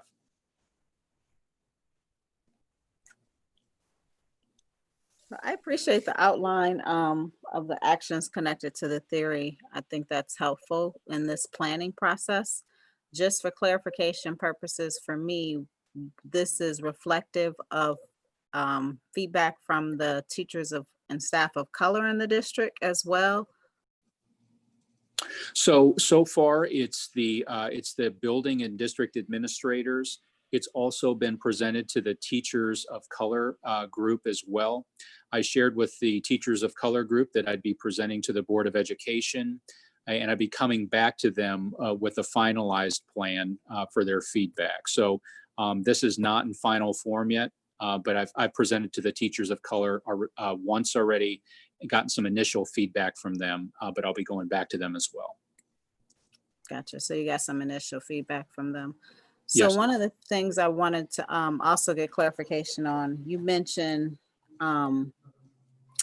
buy-in or what does that mean when you're referencing that in regards to the non-negotiables? Help me understand. So buy-in around. So you mentioned when we were talking about the non-negotiables and the cultural competencies, people have to be bought in. What does that mean? What are we trying to get them to buy into that when we're using that language? Oh, so I think what I meant around buy-in was the mental model piece, the idea of moving away from the invitation to learn to making the learning a non-negotiable around the equity work. Because right now it's been an invitation where we've got these meetings. We would like for people to attend. The approach that we've taken that Evelyn has helped me to understand is just that idea of this needs to be a personal commitment. At some point, if you are mandating it, then it's more about mandating and it's not that personal level of buy-in of I'm here because I want to be here. The next step is, if we're going to get some progress and move past these gaps, we need to move beyond just a sense of buy-in to first, we're going to take some action. We're going to create some structures. And the hope is as people get engaged in the conversation, they'll understand the importance of it, because I think right now there are some people that we've missed in the conversation. They're either purposely avoiding the conversation. As an organization, we've missed engaging them. So I think, the idea of moving beyond, if you're not bought in, if you're not choosing to attend, we need to make sure that everybody is being exposed to the conversation first, so that we can have some action that's going to be consistent coming from that. That's what I was trying to get at. It's the idea of, it's been the invitation. We need to move past the invitation. So you're going to make it required. Yeah. So we'd be moving to a non-negotiable. And the reason that we've not been doing that at this point is we just thought that we would get leverage around making it an invitation. And for a lot of people, that's been very valuable. For others, it hasn't. So it needs to be made a requirement. This is a requirement about what we want you to do so we can move this whole thing forward. And so I think so if you're going to have a requirement, which we're going to move in that direction, people have to have voice in designing it. And that's where the idea of what are the competencies that we need to see in the district, we want to make sure that people have a voice in designing that. It goes back to the discipline handbook. When you're doing things to people, there's less buy-in. You want to be able to do the work with people so that, yes, we're going to hold you accountable, but we want to help you design the system.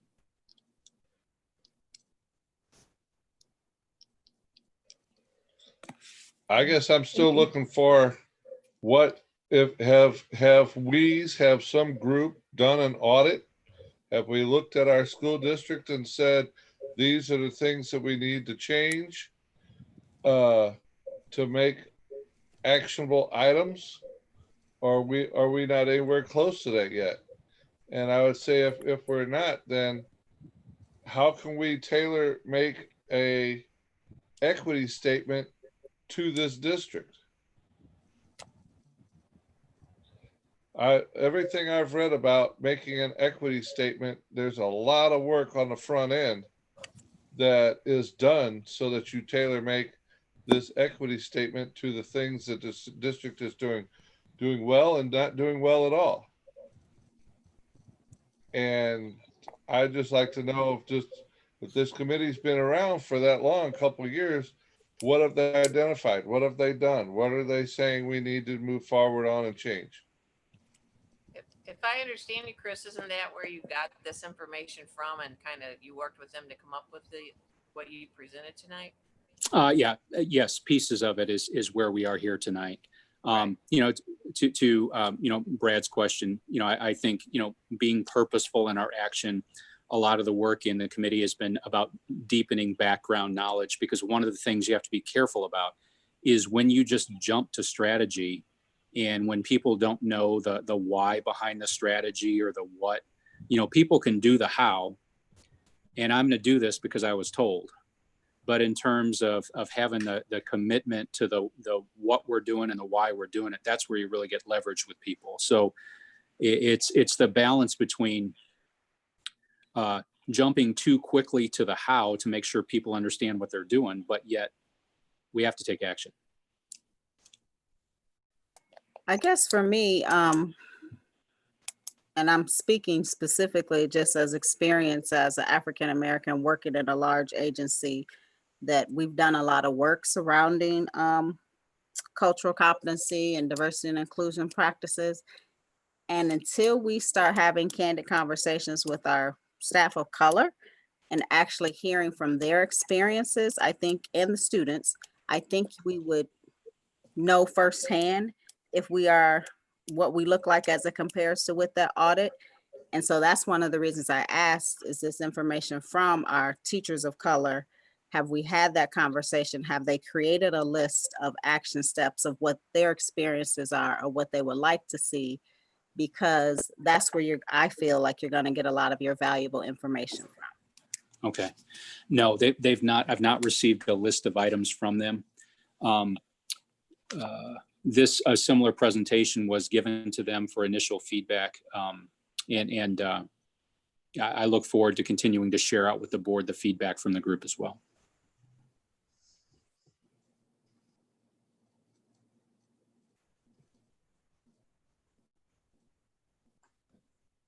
Other questions? Look forward to seeing the next step in the process. I kind of want to second what Lisa said as far as talking to people who actually experience these things and people of color in our community.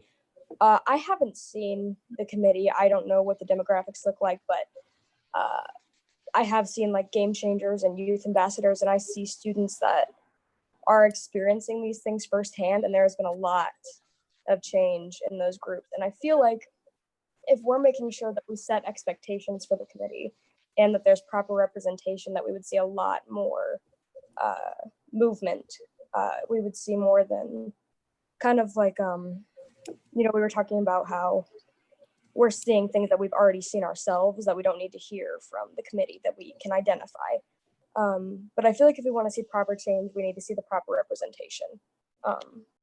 So yeah. I don't know what that looks like right now, but if it isn't there, that could be some changes that we make. Okay, thank you.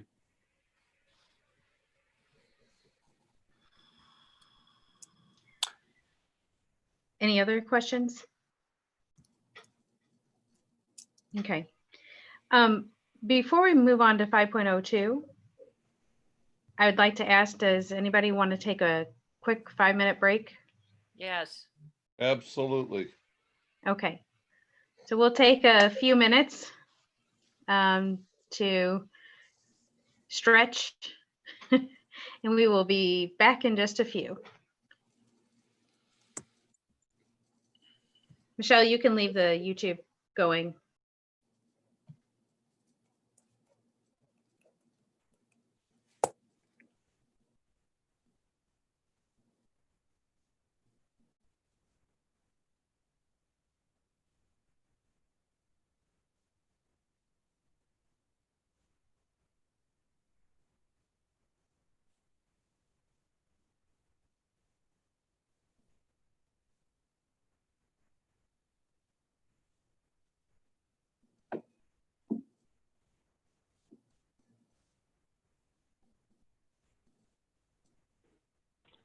Chris, I have a question.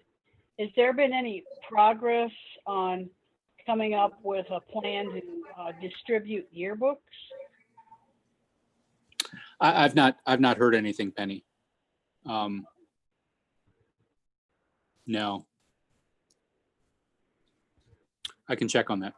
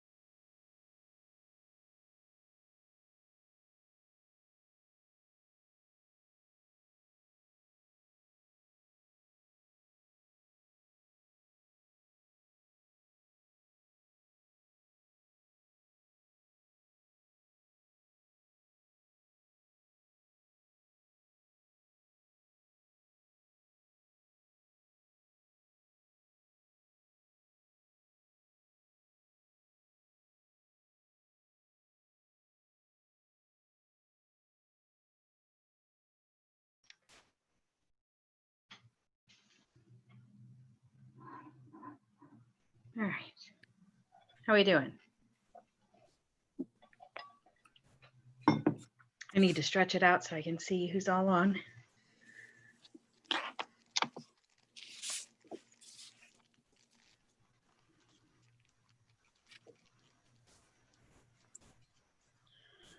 right. Did you hear about if your power's back on yet? Yes, I got a text message saying that my power is back on.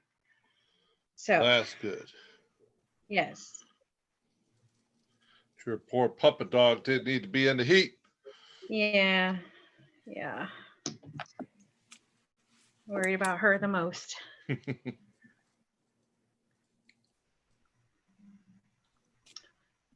we're just waiting on Orlando.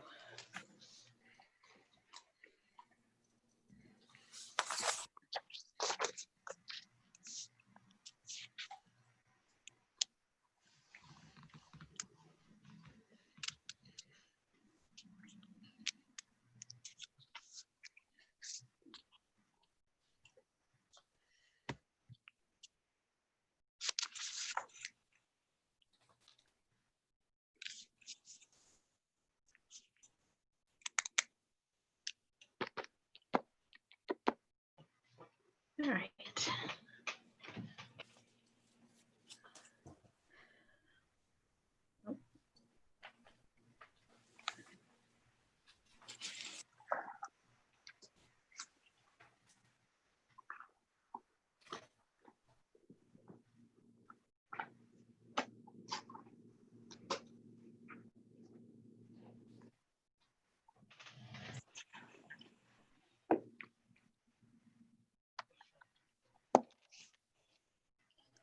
I was wondering if there's a way to lift my computer so I can stand up for a little bit.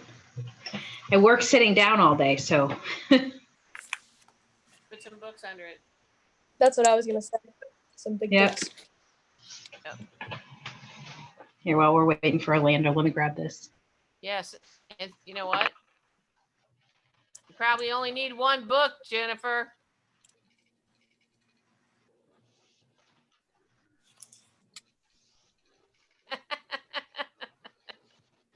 I couldn't tell if that was what you meant. I was like, Jennifer, I said you probably only need one book. I only have a short way to go, right? I like had a really obnoxious laugh, and then I realized that might not have been what you meant. So I was like, I tease her all the time. That's it. All right.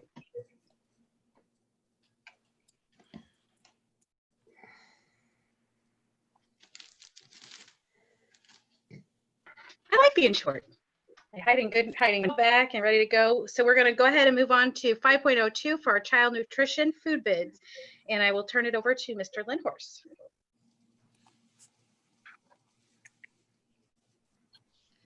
And I can't find my mute, so. All right, thank you, good evening. So in the words of Patty Peretti, we know that child nutrition is part of our vision and mission because a hungry student cannot learn, and it is not nutrition if it's not eaten.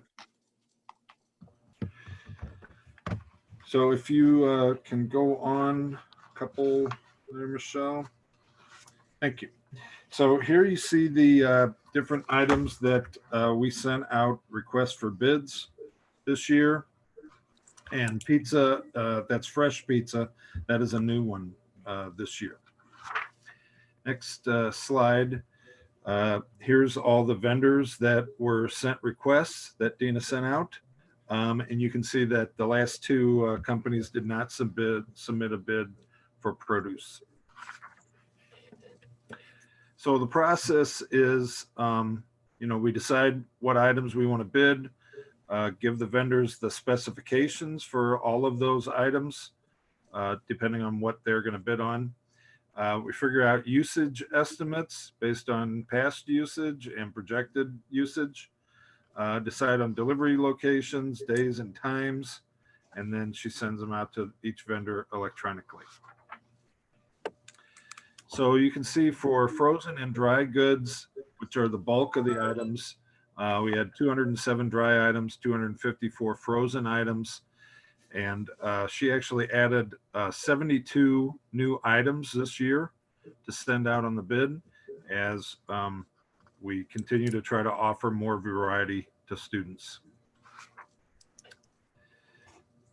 So frozen and dry, Cole and US Foods both handle those, and they submitted bids. They then Dina analyzed them line by line to compare prices. Whichever vendor was cheaper for each item won the bid for that item. So this is the only one that we award by line item.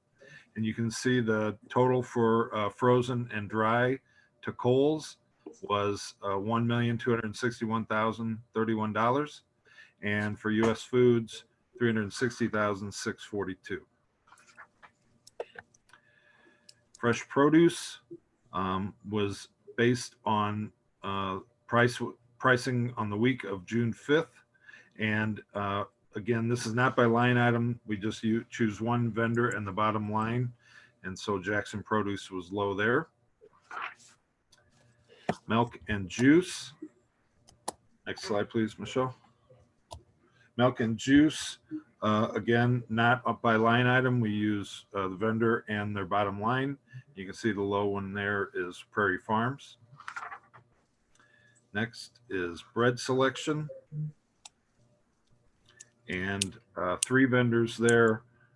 Again, not by line item, vendor and the bottom line, and Alpha Baking was the low one on that selection. And then the last one, which is a new one, is Fresh Pizza.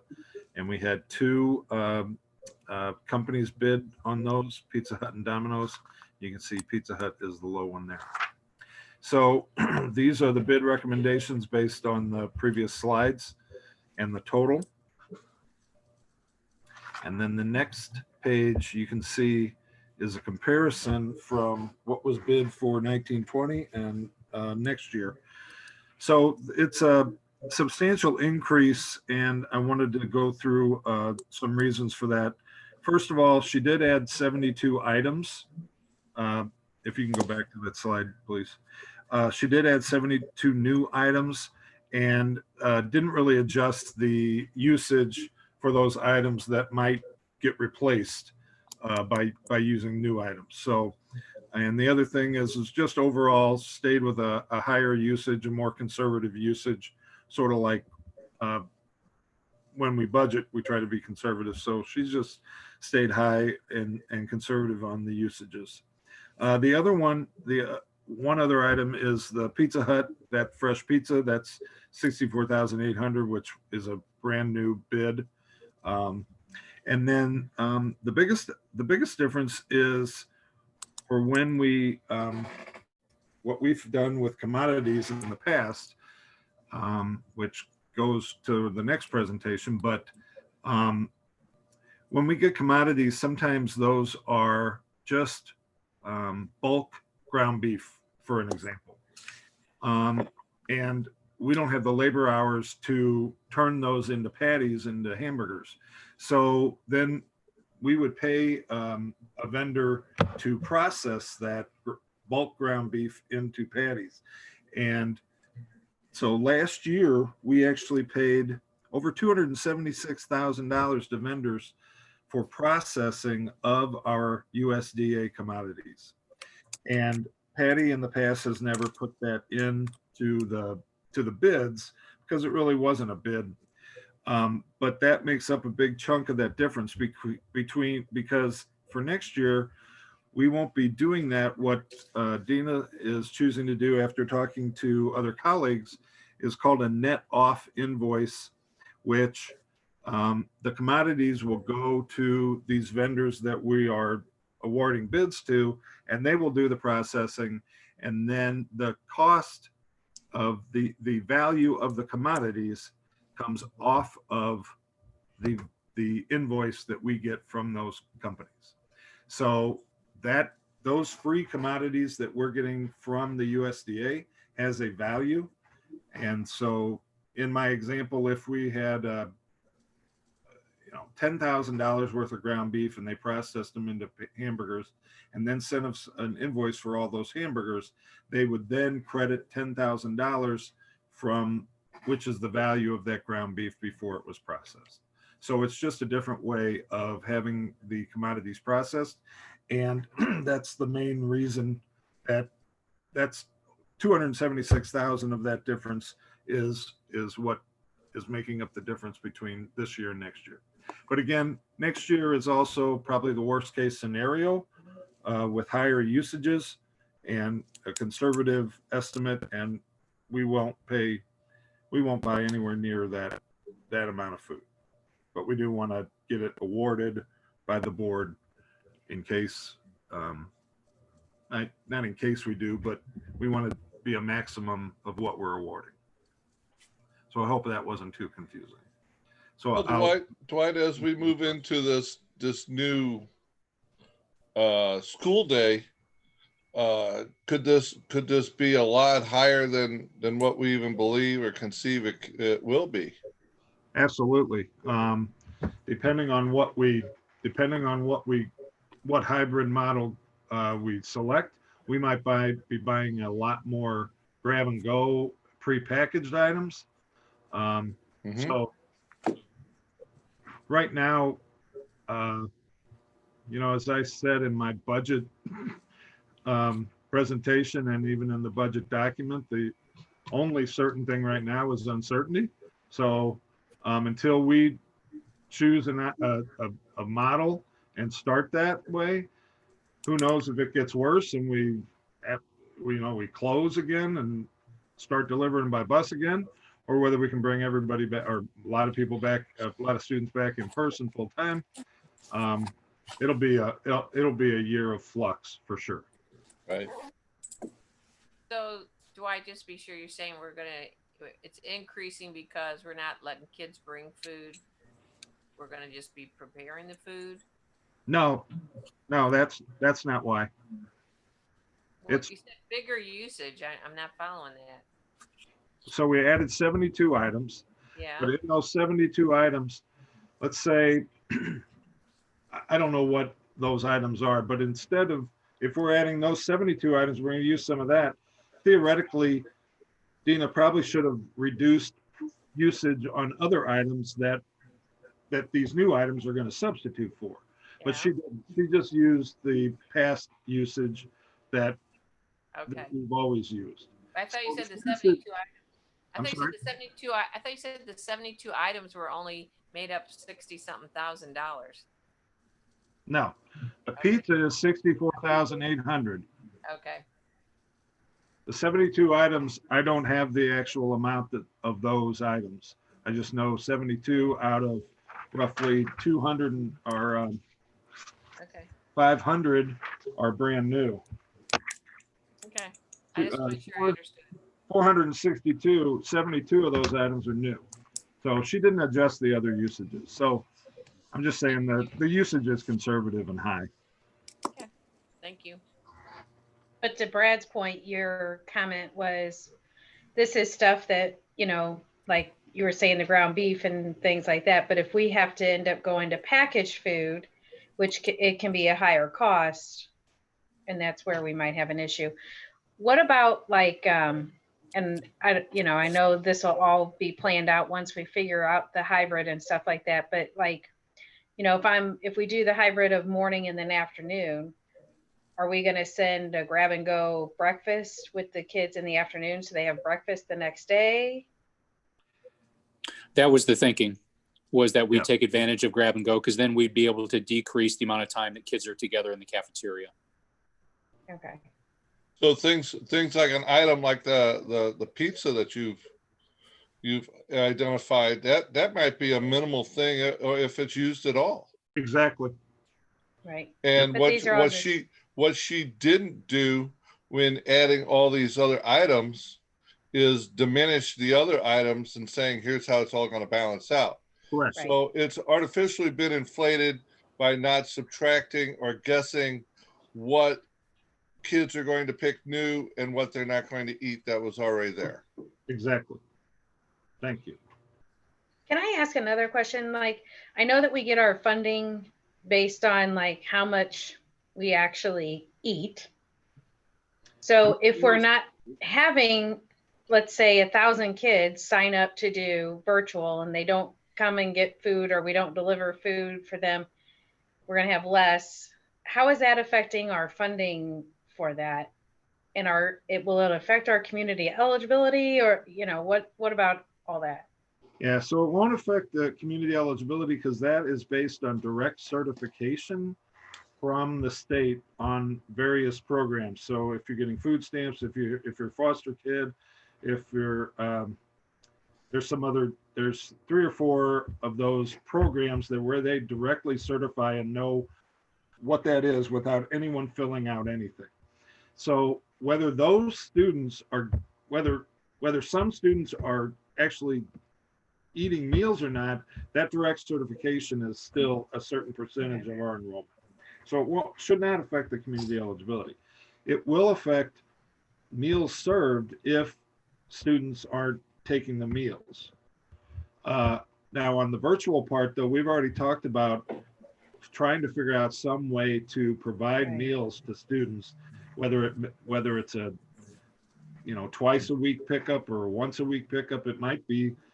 And that was one idea where we even talked about if it's a box for the whole week for everybody that's on purely virtual, we might even be able to partner with the pantry to deliver those. So we're still in the midst of planning. Yep. Got it. But yeah, we want to try to get meals to at least as many students as we can to take them home, because right then we get to count it. Okay. And the one good thing about this time is that there are so many requirements that have been waived. That's the only good thing. Yeah. Okay. Any other questions on the bids for the nutrition?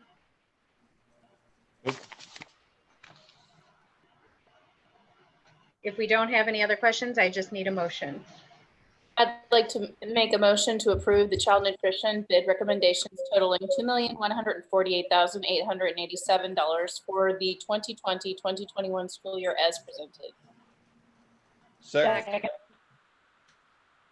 I have a motion and a second. I will call the vote. Dr. Thomas? Yes. Mr. Lewis? Yes. Mr. Garden? Yes. Dr. Alvin? Yes. Ms. Greco? Yes. Ms. Glover Jones? Yes. And I will vote yes. We have food. Thank you. Thank you very much. And we'll go ahead and keep you going on to the freezer cooler renovations. Yes. So Michelle, if you can bring that one up, please.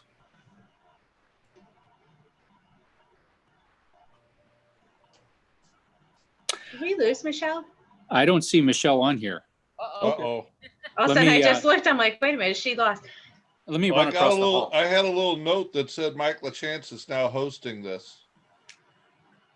Yeah, Yes, I'm now hosting, but I was following from my paper, and I need to log on to Board Docs so I can pull up Dwight's presentation. I'm doing that now. All right. Okay, you're Good fine. job. Take your time. Thanks for stepping forward, Mike. Yeah, all of a sudden I was like, everybody had shifted. So when I Yeah. try to, like I said, everybody moves and I try to look at you when I call you. Hey, you notice how Michelle just slipped out the door, right? Yeah. It's 10 o'clock. She's going home. Yeah.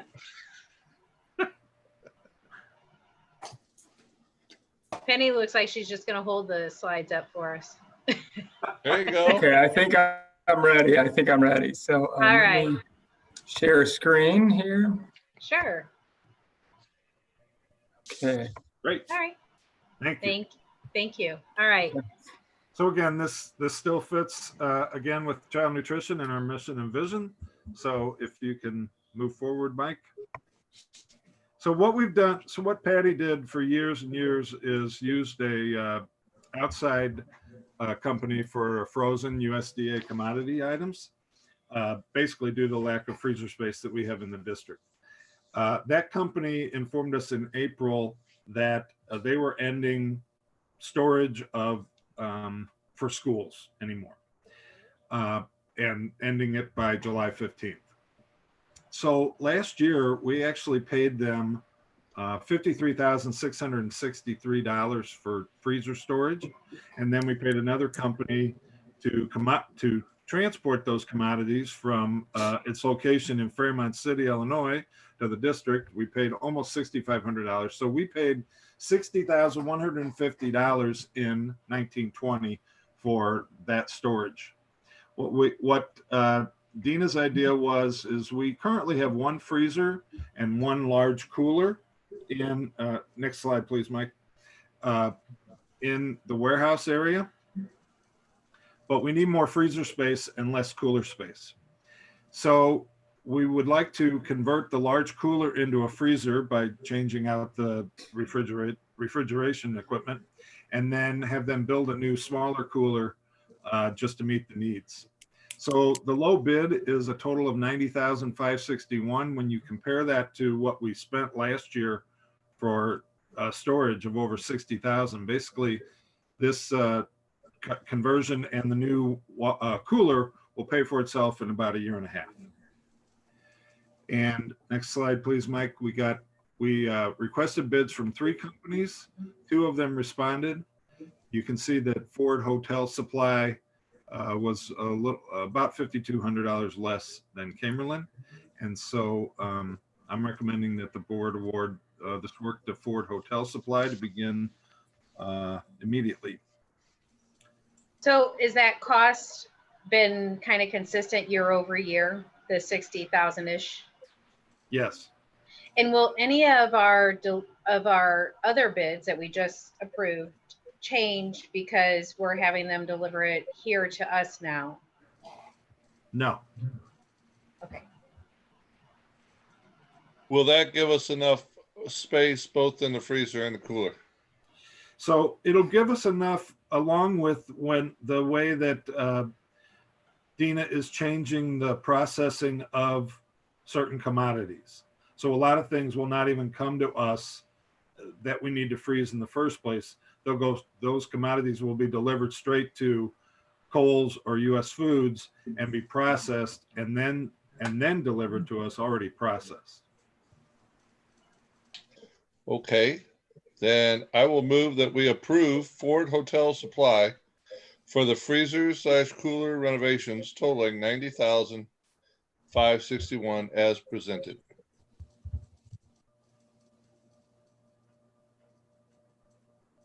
Second. Thank you. I have a motion and a second. Are there any other questions? Yeah, I have a question. Sure. Do I, would this fall in our budget somewhere since it's new? So I know you said it'd be paid off in a year and a half. I understand that part, but where's it coming from for the initial buy? correct. Yeah. So no, we did not budget for this. We budgeted, there's about $40,000 budgeted in the warehousing and transportation part of it. So it will affect the budget by about $50,000. Out of contingency? I'm sorry. Out of the contingency? Yeah, actually I'll need to add some more revenue for the CARES Act, so it'll offset. Okay, thank you. Anybody else have any other questions? I had a question, as far as the maintenance and everything in these coolers, we have all that in place? So is that gonna have to be an additional fee later on? Well, any of that is, I mean, the new stuff should have a warranty on it. I don't know exactly how long. But yeah, we have maintenance on all of our coolers, and you know, everything mechanical breaks down every once in a while. The third bid that we asked for was from Bose Refrigeration. He's the guy that generally the Child Nutrition Department has used for years and years.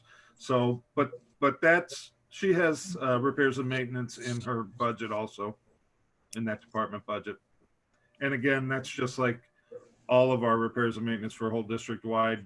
it's probably be lower or higher than what we budgeted. It just depends on what happens this year. But again, the newer stuff should not break down as much. Thank you. Any other questions?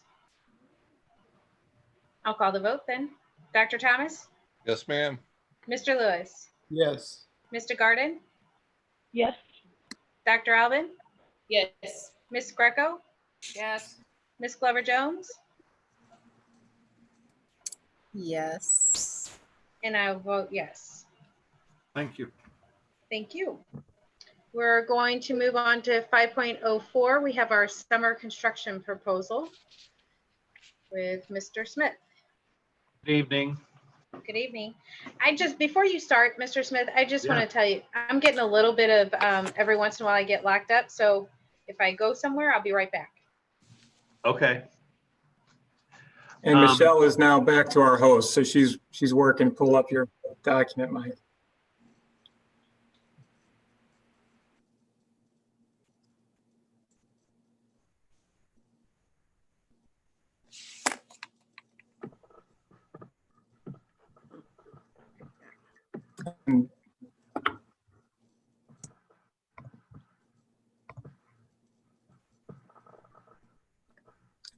I can no longer share, Michelle, but if you would like me to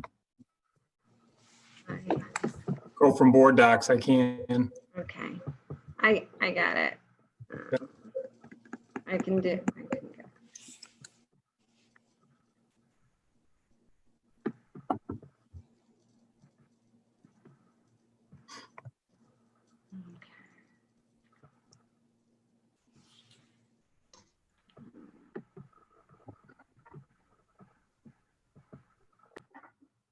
Great. Thanks, Michelle. So safe and functional facilities help the district reach the mission and vision. The first, there are several items included within there are several items included within the report, and so I'll just go through each one and pause for questions after each item. And the first is gym floor maintenance. As you know, over the past 2 years, we've completely sanded and refinished all 4 of our wooden gym floors. And in order to maintain those floors in good condition, they need to be abraded and finished every 1 to 2 years. And so we are at that time where this work needs to happen in order for our gym floors to continue to look nice. Michelle? So I made a request for bid. If you go back one more for me, thank you.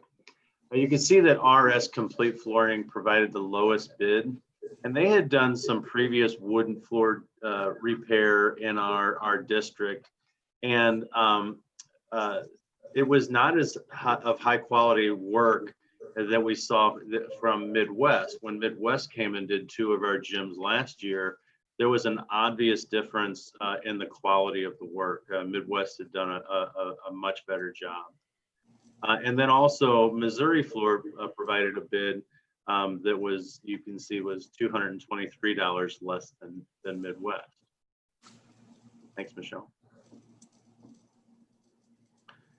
And so even though Midwest Floor provided the 3rd lowest bid, we know that their work is of very high quality. And so I will actually be awarding, actually I will be recommending that the board accept their bid of $17,353 for the gym floor maintenance at the high school, Ritenour Middle, and Hake. And again, the reason that I'm not going with the lowest bid is because of the known quality of Midwest Floor's of work. Are there questions?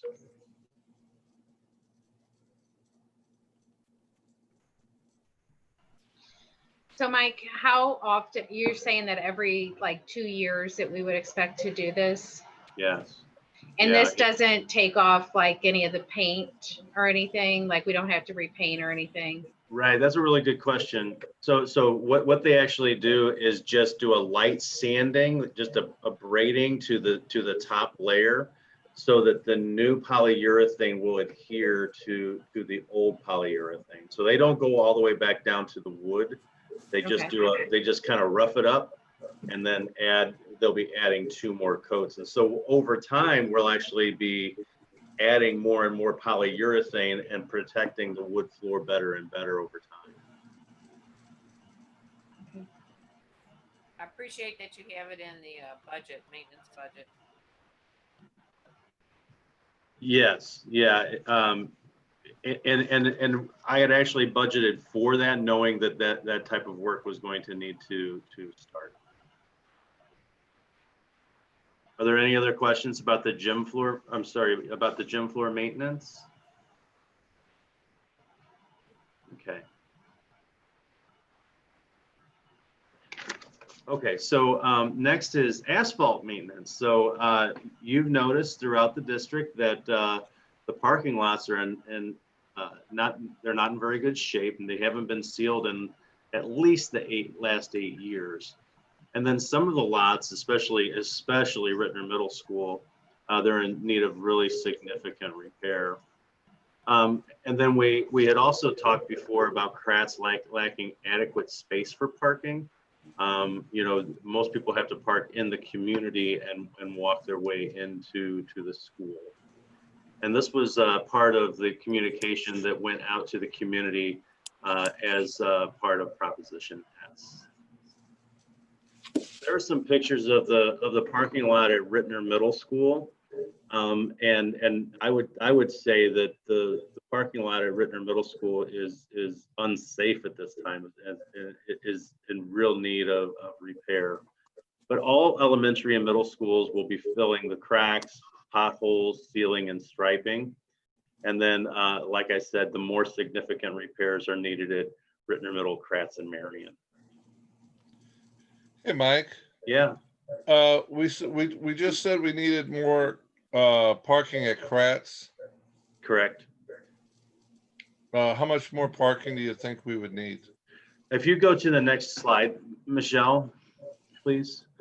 So if you see here, I added an illustration of what that would look like. You know, where the very north parking lot is on the Kratz property.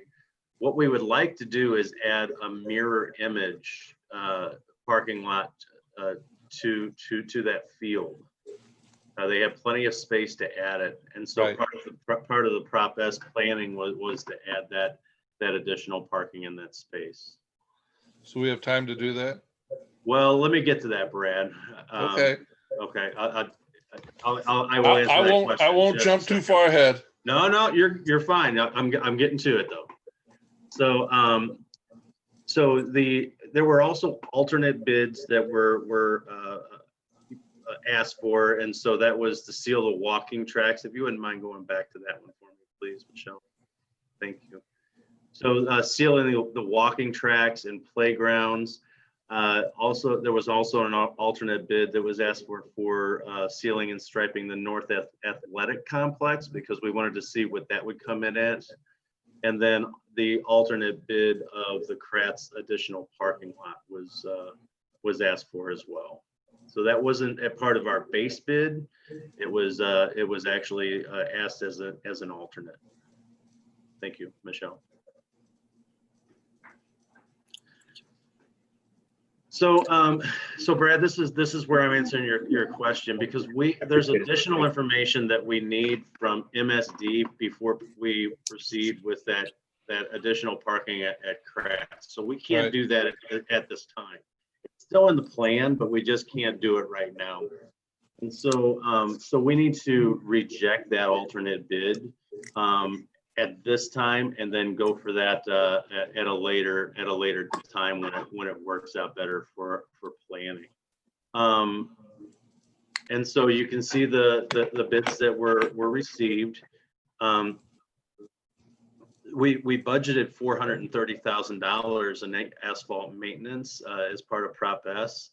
And you can see that, you know, if we eliminate that alternate 5B, McConnell of St. Louis, their bid comes in at $256,712.50, which is far below what we had budgeted.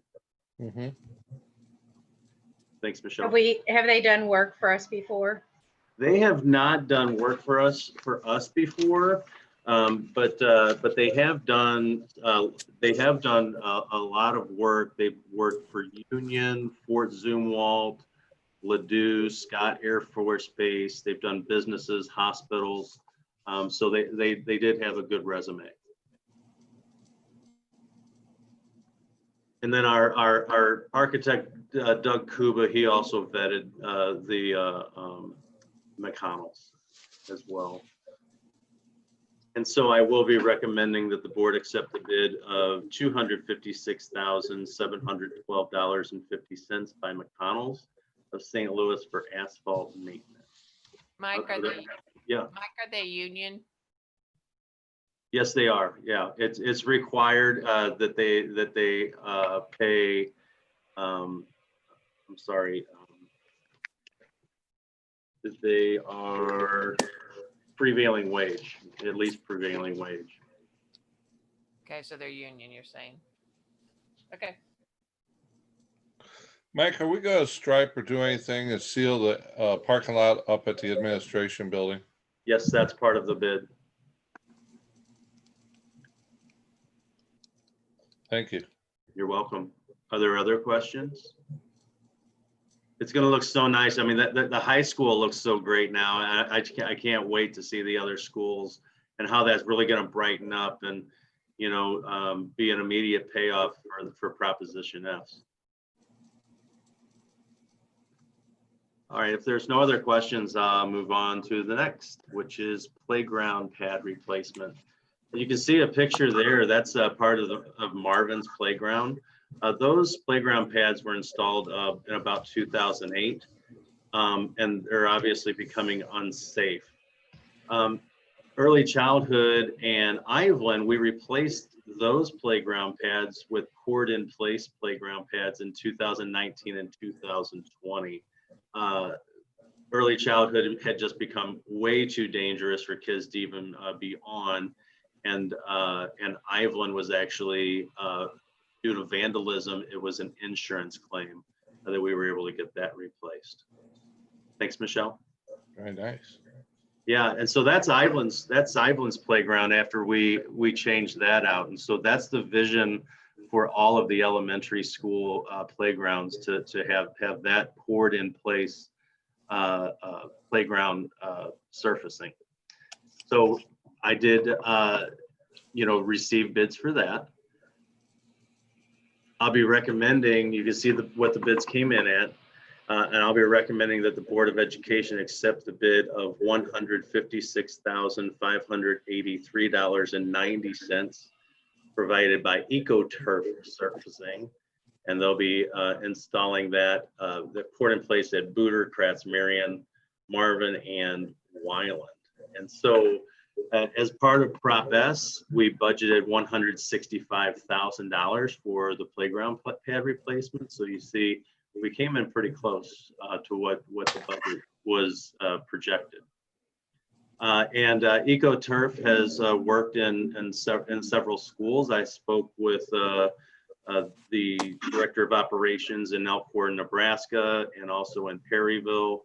They were all very, very positive about the work that they have done for their school districts. What is the, I'm sorry, go ahead, Ruth. I was gonna say, Mike, who did the one at Iveland? It wasn't EcoTurf? No, it was another one. It was. They didn't bid though, whoever it was, they didn't bid on this one. I think it was Surface America, Ruth. I'm sorry that I forgot which one it was. Okay, all right. See the thing with, yeah, and I didn't have to go into as much pricing, you know, for that. I had to get some pricing, but not nearly as much as I had to for this. Right. You know, so. Just curious. Thank you. No problem. Are there other questions about the playground pads? What is the guarantee, like the lifetime expectancy of it? Well, the expectancy is that it's going to be, you know, over 12 years with proper maintenance and care. The warranty is for 7 years, but but they've been known to last longer than that. Okay. Those are good questions. Are there others? Okay.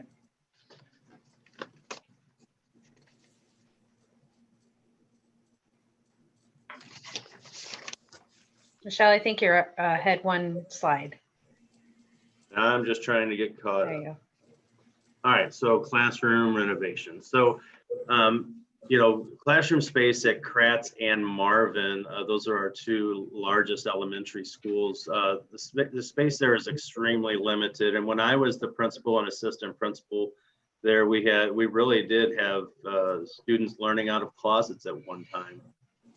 And so what we have determined is that the stages at Kratz and Marvin should actually be renovated in order to provide adequate learning spaces in those buildings.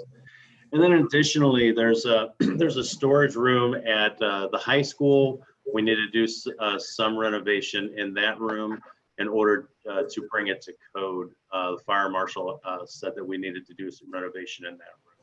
Mike, where's that at? That's in that athletic storage behind the field house. Oh, okay. So if it's back behind there, there's a small storage room that just needs a little bit of renovation back there. Okay, thank you. And actually, Ruth, to be specific, it's the moving of some sprinkler heads is what we need to do in that room. Okay, thank you. Thank you, Michelle. All right, so for the work at Marvin, Kratz, and the high school, we did receive bids. We also asked for a couple alternates. The lighting at Kratz is okay, but we wanted to see what the cost may be for adding LED lighting, which we know will really make a difference in that space. And then the ceiling of the current Marvin stage is in really, really poor shape. And so we wanted to see what it would take to actually put an acoustic type paint and surfacing up on the ceiling there. And so you can see what the total bids came in at.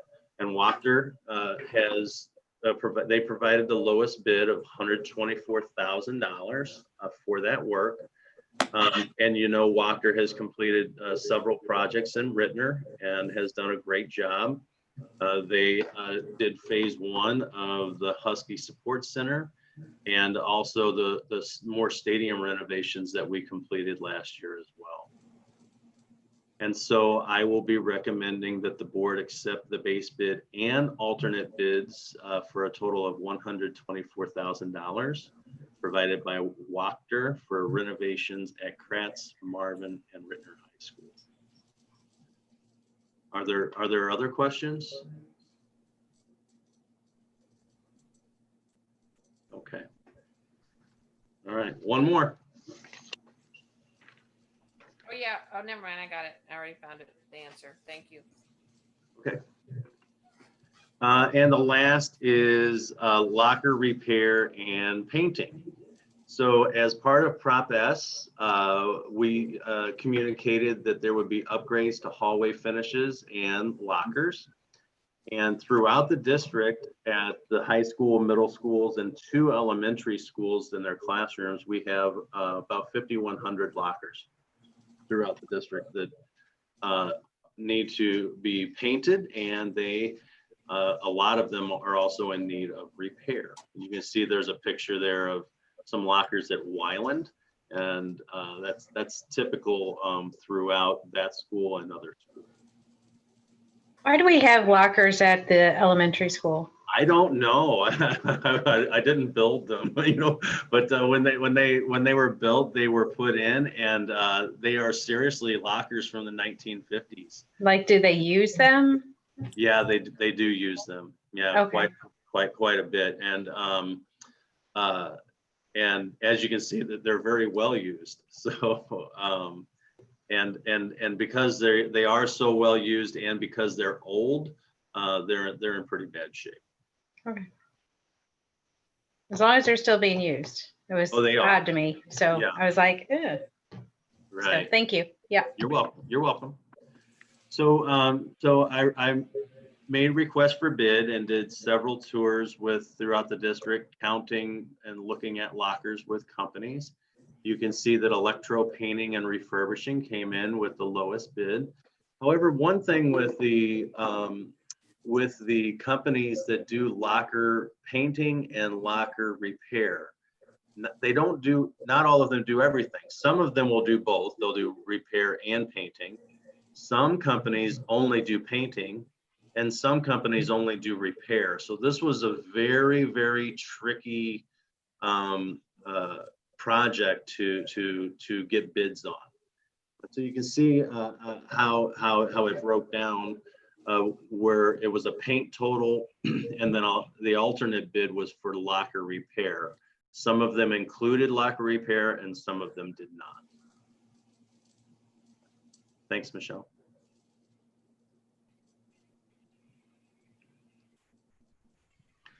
So EPR, electro painting and refurbishing, they provided the lowest bid of $74,589. And they were referred to me when I was doing research and asking around to my colleagues. They were referred by Rockwood to do a lot of work for Rockwood. But like I said, and if they're awarded the bid, they won't be able to paint all of the lockers by mid-August. And so they can get 2 or 3 done by that time. And then the rest would be done over winter break. And those would be the elementary schools, because it's easier, I think, to have those lockers emptied out so they can be painted. One thing about the $74,589, you'll notice that that's quite a bit less than the other bids that were placed by the other companies. And the reason for that is because that bid was under $75,000. They're not required by Missouri law to pay prevailing wage for anything under $75,000. If it had been $75,000 or more, that's a requirement by law. And so because the other companies came in at that higher rate, they were required to pay prevailing wage. So this group is a non-union group not paying prevailing wage. That is correct. That is correct. Under $75,000, it's not a requirement.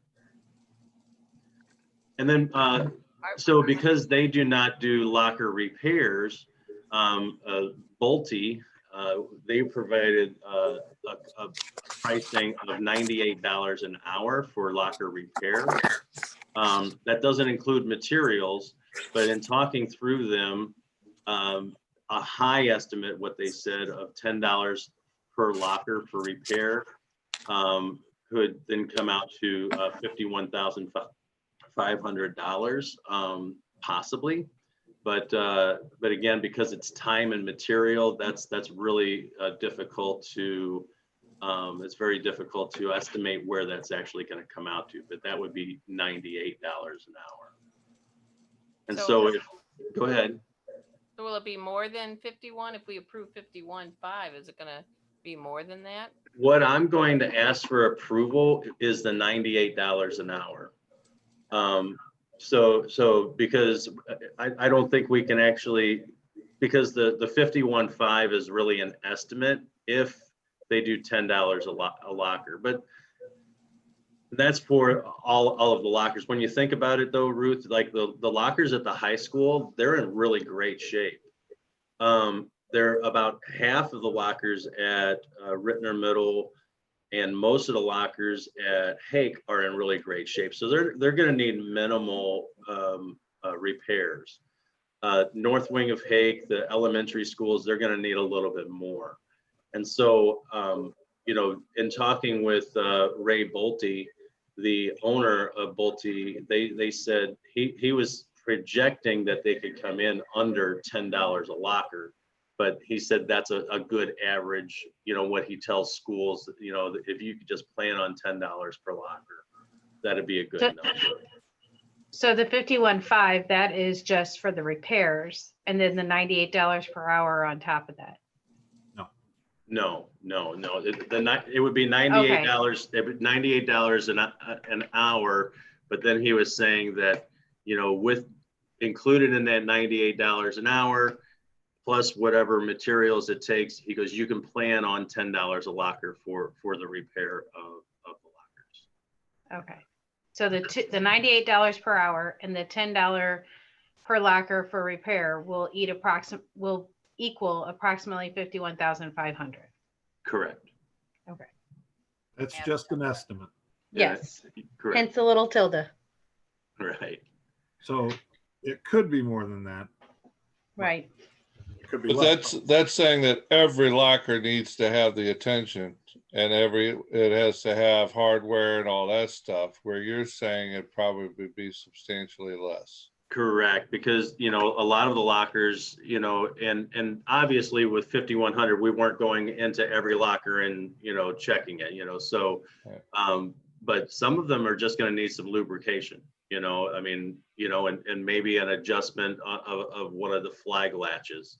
But some of them, you know, may need a door, you know, so it's just going to kind of balance out. But there's so many lockers that are in great shape. They're going to take less time and material to repair. In painting these, I'm sure they're going to spray paint them, right? They're going to be electro. Yeah, it's going to be electro. Plating. Electrostatic. Yeah, electrostatic paint. So and you're aware, Brad, you know, where you hook, you know, really an electrode up to it, and then only the paint only sticks to the metal. And inside and out? No, it's going to be the front, and then the front edge, and the top edge. So the insides will not be painted. That would have been way too much of a cost. Okay. Are we going to at least have the insides cleaned? Absolutely. Well, I know some of those need some cleaning as well as painting. I doubt if they've been really deep cleaned in a while. Correct. Yeah, and cleaning those is part of it. The empty lockers are cleaned every year. The empty lockers that are used, there are some lockers that are just bolted up. Right. You know, so, but there are, you know, teachers also use lockers for storage so often. And so, you know, there'll be a locker that's completely stacked with books that last day of school. Those lockers, you know, are more difficult to clean. And so the plan would be is that when the teachers come back and empty those lockers, all the other ones are clean, and then we'll just hit the ones that weren't able to be cleaned in the first place because of storage. I think there was a question that was, oh, go ahead, Jennifer, I'm sorry. That was Ruth. Oh, Ruth, I'm sorry. That's okay.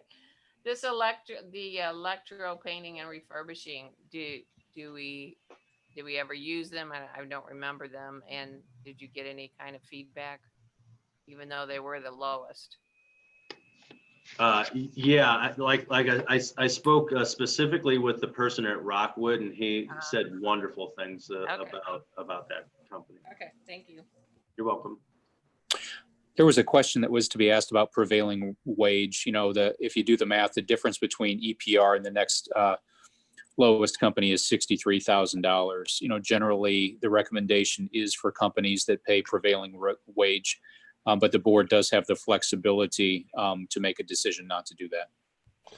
Yeah, I don't, that's one of those slippery slope things that, you know, there's, in the past, the board has always gone with wanting to have union people and prevailing wages there.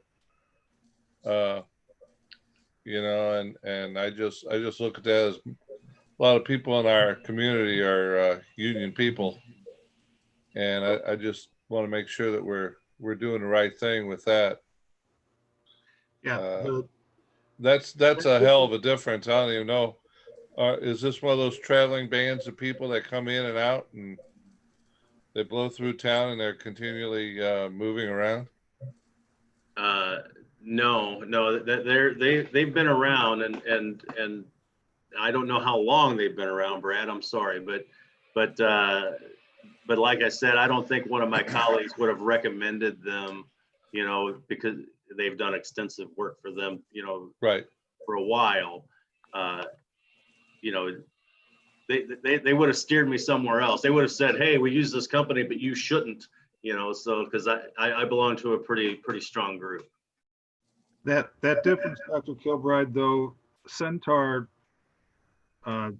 that's the repair is included. So if the repairs actually come in at 51.5, as we've estimated, then the difference would be 11,636. Thank you. If they come in higher, the difference could be less. If those repairs come in less, the difference will be more. So I just want to make sure the board understands the. Thank you. And so the recommendation that I will be making is that we accept the bid by EPR of $74,589 for painting of the lockers at Ritenour High School, the middle schools, Booter and Weiland, and accept the charge of $98 an hour by Bolte Company for locker repair.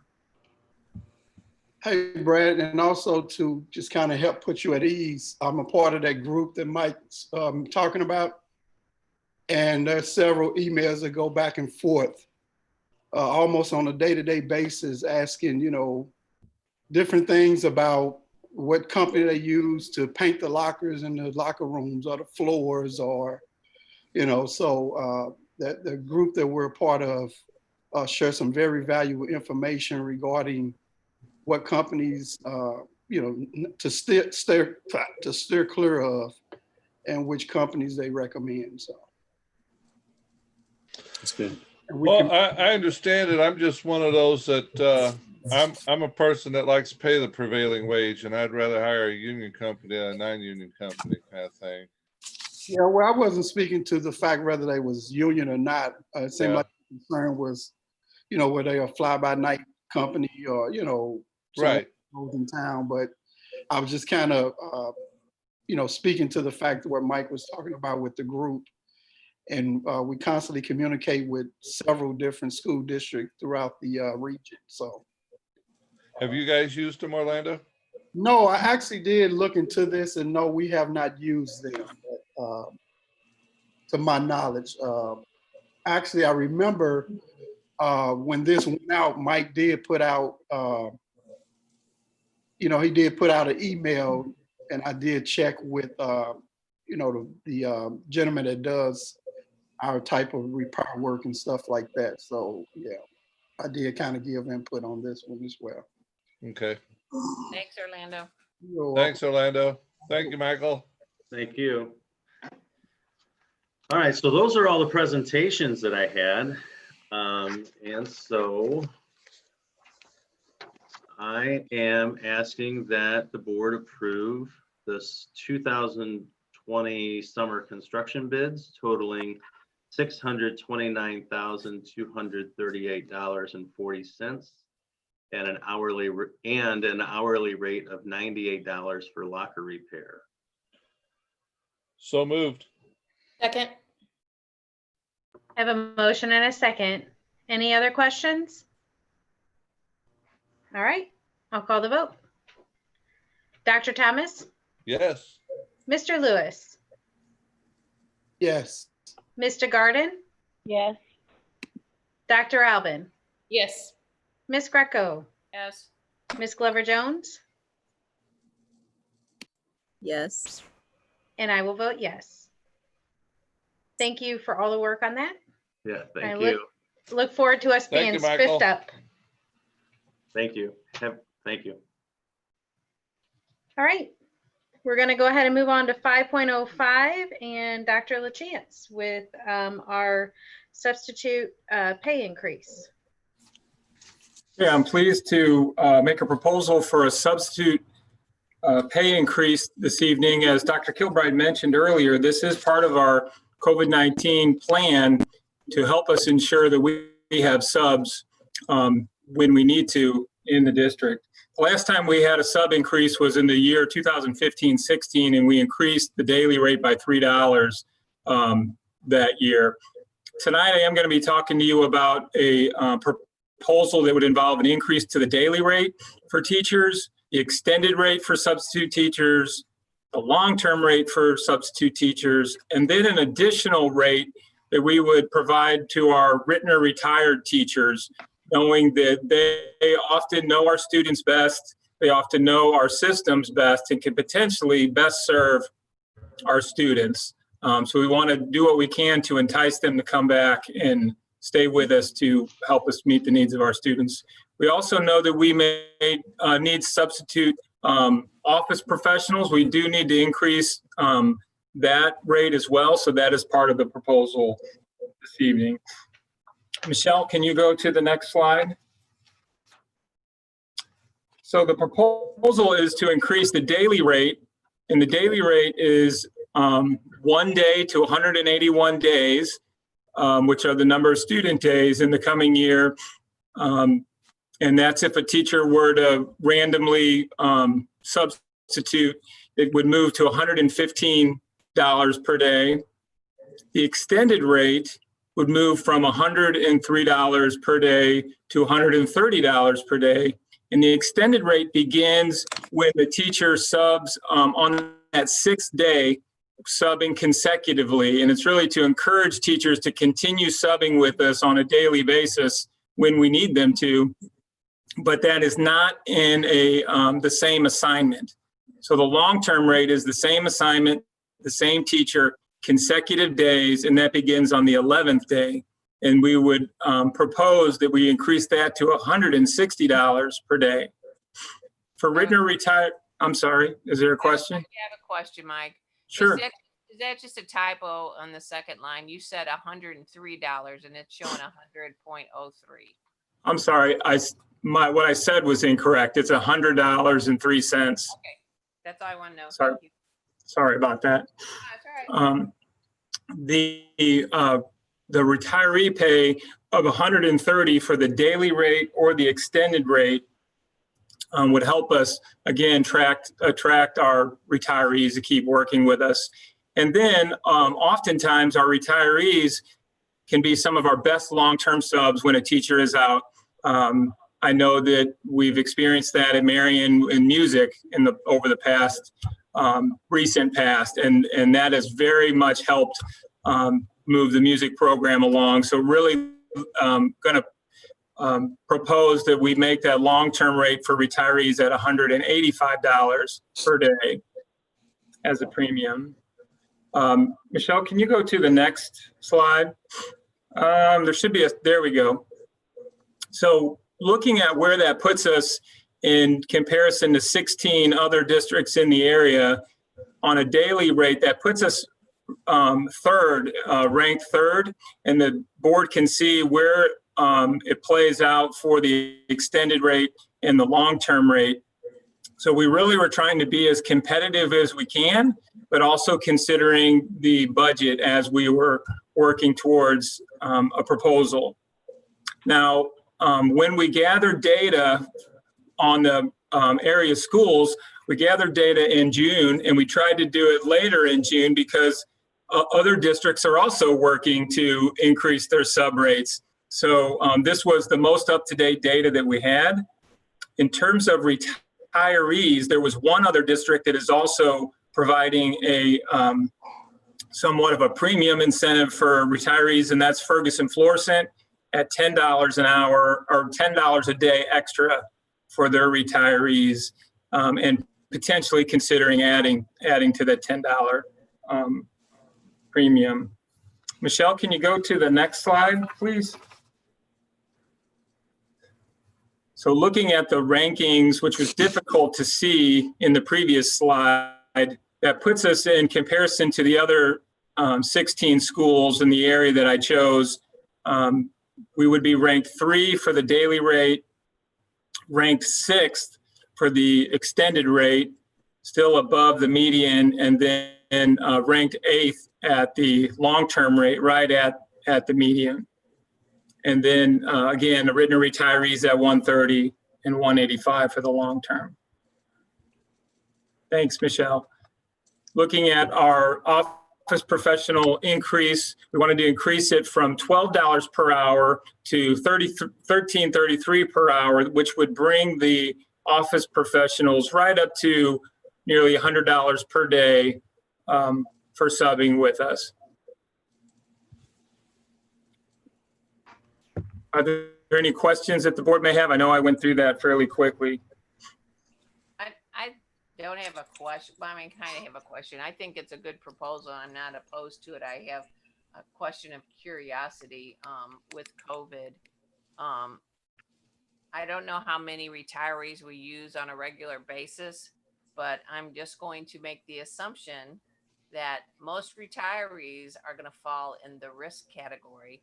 And are they even going to come and sub for us because of that? That is a concern. That is a concern. I have already heard from a Ritenour High School retiree that does plan to sub for us, and it plans to be available. So I think it's going to vary by teacher, but you're absolutely right. I also looked at what would be a projected impact on the budget. And so working with the business office, we dug into data going back to the 2018-19 school year, which was theoretically the last normal school year that we had, and then ran those categories out.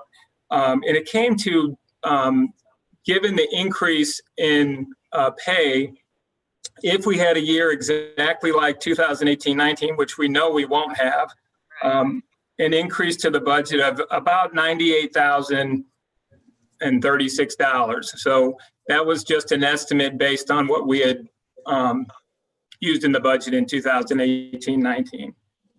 We are also working with Maxim, which provides our sub nurses.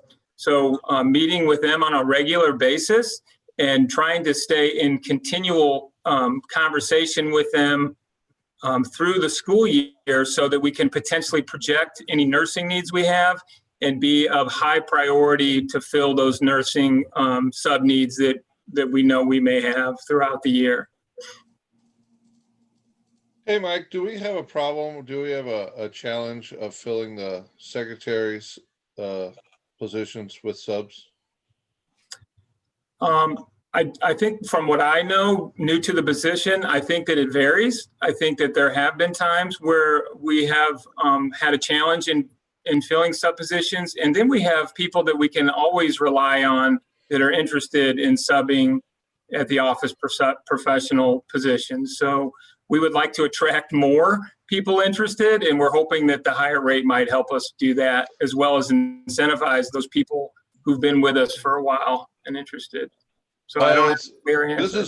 This is one of those few times where I'm going to say, why are we raising that sub pay category? It seemed like it's low compared to what we just did for the teachers subs. So we did discuss that and looked at those numbers. And the reality is sometimes our teachers will sub as an office professional at times. And what we didn't want is a scenario where those numbers were so close together. If it comes down to if we needed an office professional or someone working with the students that day in a classroom, we want that teacher or sub to choose working with those students. That was really the only, so we were trying to raise it as much as we could, but not make it so close that we're putting someone in a position of, well, maybe I'll do the office professional position today Not that that's somehow less than, but we're trying to put a focus on, we need subs where the students are going to be going into COVID-19 as our highest priority. All right, thank you, sir. And generally, if a building is down an office professional sub, if it's for a day, they work with it, and the other office professional picks up the slack. All of these, really, we're thinking about long-term leaves that are possible for this year. And so just want to make sure we've got a good bank of subs for long-term leaves. And when we say Ritenour retiree, we mean that they actually retired from Ritenour, like they didn't work here before and then they retired somewhere else. Correct. Those that have retired with Ritenour. And is there a need? The other question I have is virtual subs. I mean, is there a need to have a virtual sub? That's a good question. We do anticipate, and Dr. Stewart and I were talking about this in depth recently. We do anticipate there could be scenarios where we may need a virtual sub. Again, we're going to put our highest priority on the students that are in classrooms, in buildings. You know, at times we've had to split students and share them among classrooms. Not going to be an option in social distancing in the classroom, but there may be places where it's appropriate in the virtual setting. We just have to work through that and have a flow chart of priorities as our sub needs come up. But we anticipate virtual sub needs. We do. Would they fall into the same pay as? Yes. Okay. Yes, we were going to follow the same pay scales. Okay. So I guess I'm having a hard time understanding the rationale behind this. Are we thinking it's going to get us higher quality subs? I know there's some opportunities when we look at some of the subs that we get in the district. So are we thinking that this is going to help us with the quality of subs that we're getting? We think initially it's going to help us with the number of subs that we're getting. And then from the number of subs, we can ideally identify more quality within the pool of subs and work with those who may struggle and identify if either they're not right to sub with us, it's not going to work out, or what can we do to support them to be successful. We have had a sub, I've talked to one sub who plans to sub long-term for a neighboring district, was calling just to check in to see what's our rate going to be. They, thinking if we're going to increase our rate, and they're trying to plan out their school year. That is a quality sub that works with us regularly. So just in my short time in the job, the subs of the highest quality subs really do plan out their availability and try to think of a schedule. And we're just trying to track more to look at Ritenour as an option. And we don't want a scenario where we know we need to increase our sub quality and subs already. Given COVID-19, we don't want a large gap there that we can't fit. So. Gotcha. And so then my other question would be, when we talk about addressing the culture and mindsets of our current staff, when we talk about the long-term subs that would be with the district, is there a plan, or will that be a part of the plan to do some training with them as well? I think that's an opportunity, Lisa. I've not been a part of that conversation yet, but it's a conversation we'll have to have. We've only identified the COVID training pieces to be added, as well as some of our policies to be added to their training each year, but that is an opportunity for us moving forward to include them in some of those equity expectations and equity professional development. That's one thing that I substituted at Pattonville for like 5 years, and every time they had some kind of training, and I was in their buildings 4 days a week, every week, and they never even thought about the substitutes having any kind of training when they upgraded computers, changed curriculums. None of that was, hey, let's bring at least that top 10% that are always in our buildings in for training.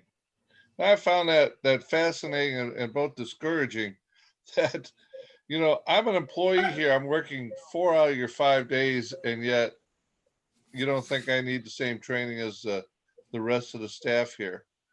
And yeah, that's not only an opportunity, but I think it's going to be essential You know, we want to continue that training. We want to continue the high quality staff in each classroom. And if we're not training the teachers that fill in, we're failing the kids. We're failing the kids because the teachers, these subs have to figure it out on the fly. And as far as the good substitutes, I talked to a lot of them, and they could rattle off real quick. Parkway's paying this, Kirkwood pays that, Ladue pays this, Normandy pays that, and they might substitute for 2 or 3 different school districts, so that they can make sure they're working every day. Right. I have talked to subs. I'm sorry. If we're not in the top group, yeah, and when I was doing this, they'd say, well, Pattonville and Parkway are paying the highest. That's where I'm going. Ritenour needs to step up. And that's one area we do need to keep an eye on if we want quality subs. Agreed. Some of our subs, and this relates to Jennifer's question too, some of our subs are concerned about their health also. So they're inquiring about the virtual, if there will be virtual sub opportunities. So that's the same as they're looking at other districts. They're also considering where are those virtual sub opportunities if they have a health concern. So it's pretty dynamic job market out there for subs. Well, also places like UMSL, when we talk about the pipeline, are we also offering those opportunities to those students that are at UMSL or other neighboring schools?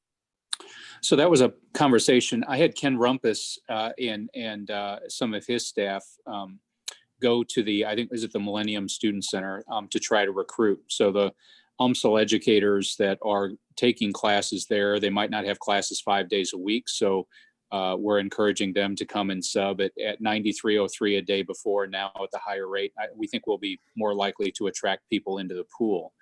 But then, you know, you raised the question about students that would be in the grow your own pipeline. I mean, that'd be a perfect connection where we could gain benefit immediately from those students too, as they're going to school, and on their off days, they're subbing for us in classrooms.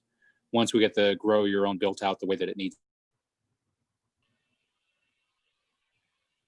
to be, that would be a real benefit. We'll have to make sure that happens.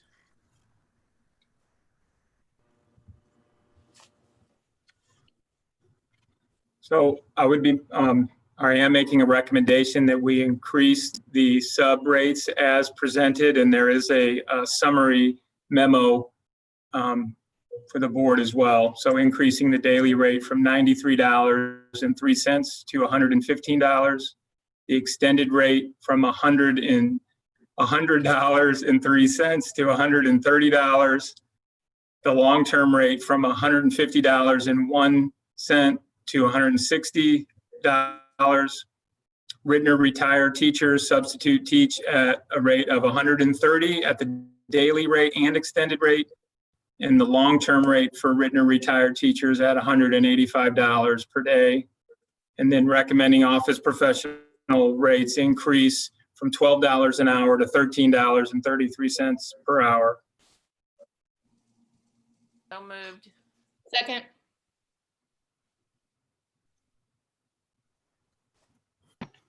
Any other questions? All right, I will call the vote. Dr. Thomas. Yes. Mr. Lewis. Yes. Mr. Garden. Yes. Dr. Alvin. Yes. Miss Greco. Yes. Miss Glover Jones. Yes. And I will vote yes. Thank you very much. Thank you. And thank you for all that work. All right, so moving on to 5.06, we have our personnel recommendations. Dr. LaChance, we'll let you finish with that. Board members, I'm here tonight to present numbers 1 through 87 for your consideration for approval. I do understand that there has been a question about number 4 that I wanted to respond to for the board.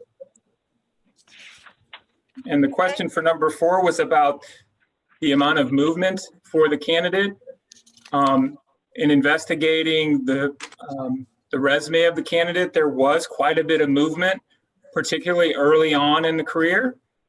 Many of those positions were not at a certified position. And then when the applicant acquired a certified position at a teacher rate, and that's really been the last 11 years, the applicant has only been in 2 positions, and the last position was for 8 years. So although there was movement early on, as the applicant was in their career longer, there was less movement. There was also positive references from the applicant, as well as one from an evaluator and a current evaluator. The applicant, each time they moved, they did receive a pay increase with that move as they are moving to us. I'm open to any other questions you may have. Is this a 1-year contract for him? In theory, all of our contracts are 1 year, but this was not upfront said that, you know, this is a 1 year and that we would repost and re-interview. We've not taken that approach this year, given how different, given how different it's been heading into this next year. Generally, if we head into July, we'd be very explicit about this being a 1 year only contract. We've not taken that approach this year.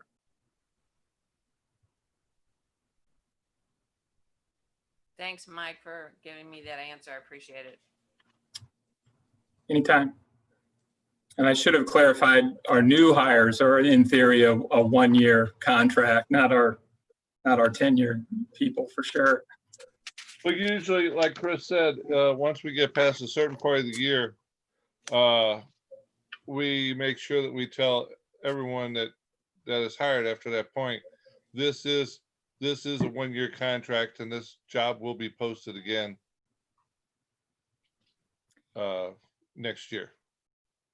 Because we're past. As we get closer to the opening of the school year, absolutely. Right. We actually have a few openings that we're still working to fill, and that may be the scenario for those positions. Again, there's some nuances with COVID-19, but absolutely, the closer we get to the school year beginning. Okay, I'll move that we approve personnel recommendations 1 through 87. I do have a quick I would question. like to withdraw number 75. Question too. Yeah, number 75 needs to be withdrawn, I think. 75 needs to come out. Yep. 75. Yes. We don't like them. I love them. True. Yeah, he's all right. So 1 through 87 minus 75, is that correct? Yes. Okay. Who made the motion? Brad? Yes. And then Stacy? I'll second it. Okay. I'll call the vote. Dr. Thomas? Yes. Mr. Lewis?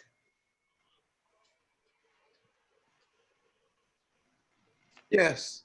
Mr. Garden? Yes. Dr. Albin? Yes. Miss Greco?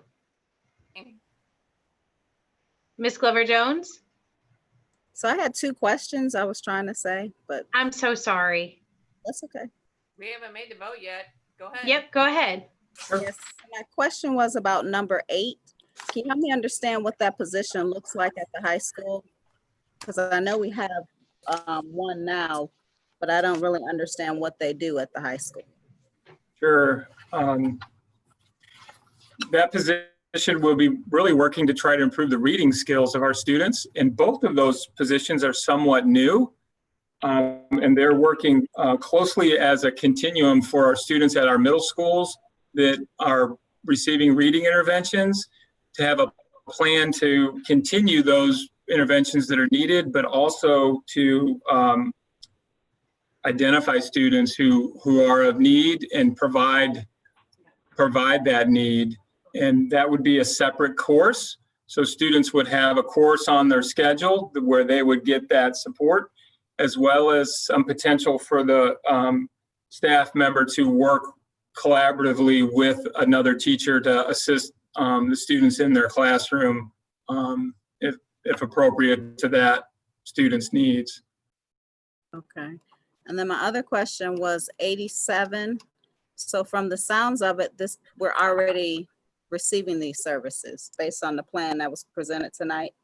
So he's been a part of some conversations, but he is a retiree. There's volunteer time that is being donated at this point. Any employment is contingent upon the board approving a contract. There's been no compensation at this point. And so if the board, so the initial conversations have started, but if the board would choose not to approve it, there would be no compensation and there'd be no further contact. But if we approve it, we're not paying him for the previous time he's given us, correct? No, when you retire, there's a period of dead time Right. that you cannot be compensated for, and that's where that would be. Is this the same one from History, Maplewood, Fox?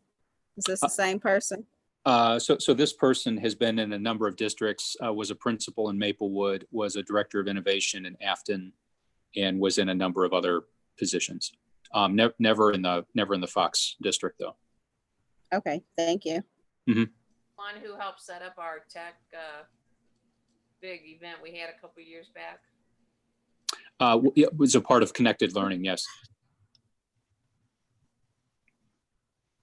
Ms. Clover Jones, I apologize for not catching you for your questions. Oh, Would you no like problem. would you like your vote now? Yes. Okay, thank you. Right. Sorry So, about that.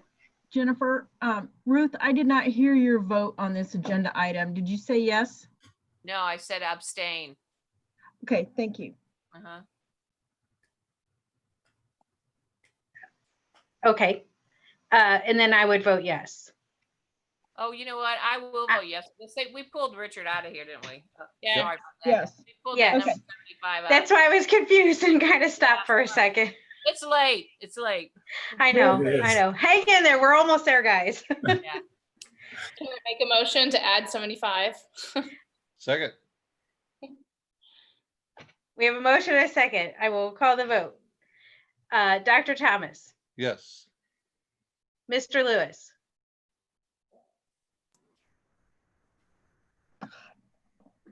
Yes. Mr. Garden, Yes. Dr. Albin, Yes. Ms. Greco, I'm going to abstain this time, for real. Ms. Clover Jones, Yes. and I will vote yes. Thank you. Thank you very much.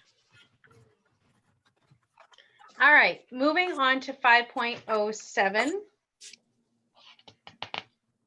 Does anybody have any board member comments? I actually have two things that I wanted to talk about. But I wanted to ask if anybody had anything else before I talk about them. Depends on what you talk about. Well, I'm talking about two things. The first one is graduation. We have graduation coming up on August 1st, and we will be at Moorfield. Hopefully, pending rain. Hopefully we don't end up being smushed into the auditorium. So I wanted to talk to the board members and ask, I would like your feedback. We've been asked how we want this to look and what we want to do to participate. So I don't want, I guess I want to make sure that everybody feels comfortable, especially with everything with the COVID. So I'd like to just have a discussion and see what everybody's feedback is as far as graduation. I think we Jennifer, should have I'll say that you're going to put people out in a field at August 1st, one of the hottest months of the year.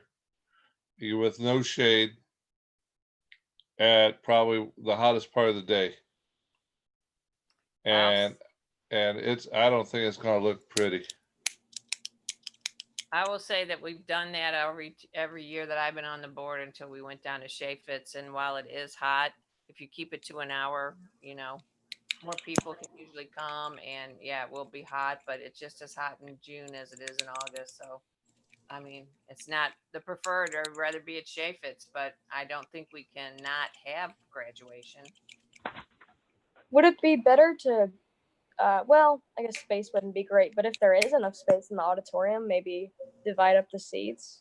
People So in here's space. really where I want the focus to be is, do you want to hand diploma jackets to the students? Or would you rather we are sitting and participating, like they come up and maybe the principals are handing them their jackets and that's how we're there? Do you still want to hand the jackets to students?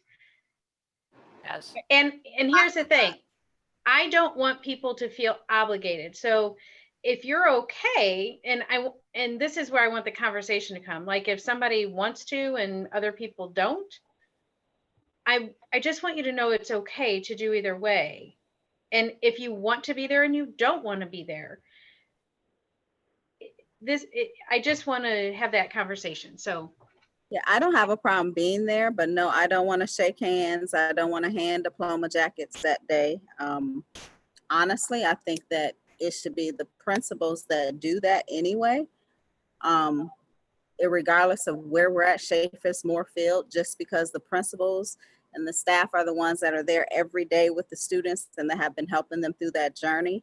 I mean, I know it's great for the board presence to be there, but as far as for me, my comfort level with shaking hands and all of that right now during this time frame, I don't feel comfortable with that.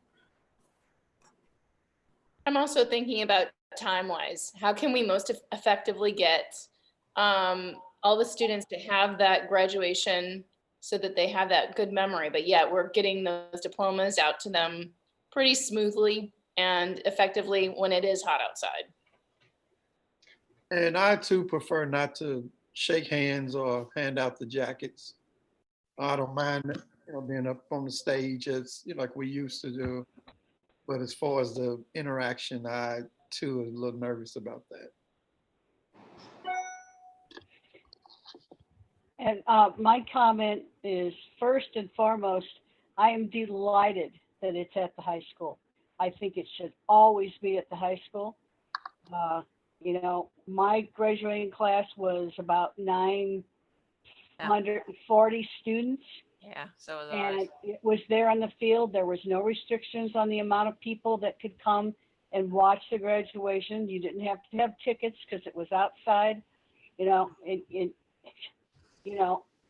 There were occasional years where it rained, and we put 900 and one year over 1,000 students in the big gym at the high school.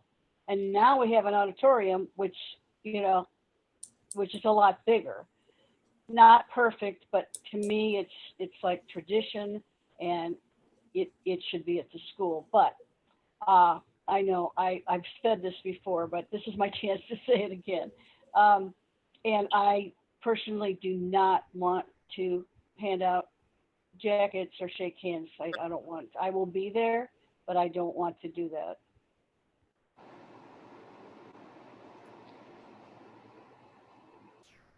Ruth, Brad? I'm good. I'm good with not handing out, not shaking. I mean, with just being up there, that's fine with me.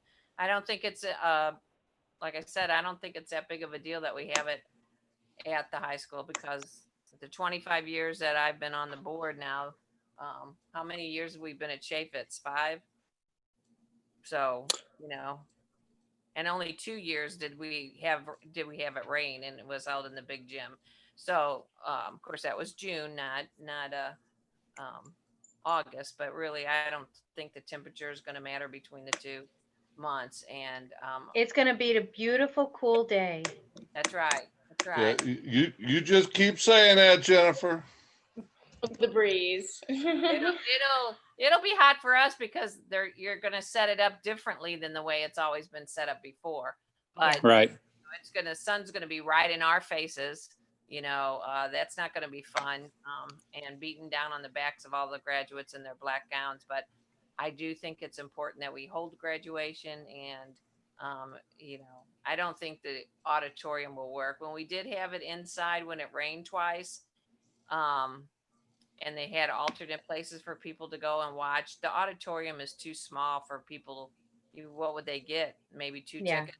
And we're supposed to be social distancing, so then it would be even worse. So I think you have to do We'd have to do that in shifts probably. Well, and the thinking from the high school for weather would be more of a not a drive-through, but more of a walk-through ceremony in the auditorium. It wouldn't be a situation where we'd be putting a large group of people together for a period of time inside. We're a little nervous about, having a large group of people together outside, with the six tickets, but there's a plan for social distancing. So the idea of having everybody together in that enclosed auditorium for a stretch of time, we're trying to avoid that too. It would be more of a walking through plan in the auditorium that's still coming together. Yeah, we're going to do it outside. It's going to be beautiful. Okay, so I think, Chris, I think we're good to tell the high school that we'll be happy to be there and be present and cheer on all of our wonderful graduates in this unprecedented time. And we'd like for them to hand the jackets to the students. Understood. Okay. So that's a good thing. They can keep them in nice alphabetical order, and it's easier for them to organize. The other thing that I had that I wanted to ask you guys about was our Board of Education meeting returning in August to be together again, and to what we had talked about previously, where we would be in the art gallery, we'd be social distanced, and separated there. I'd like to know how everybody felt about that.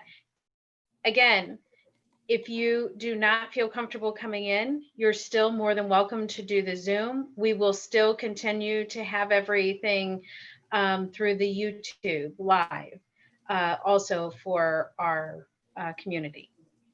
Are you saying for both meetings, the workshop and for the business meeting?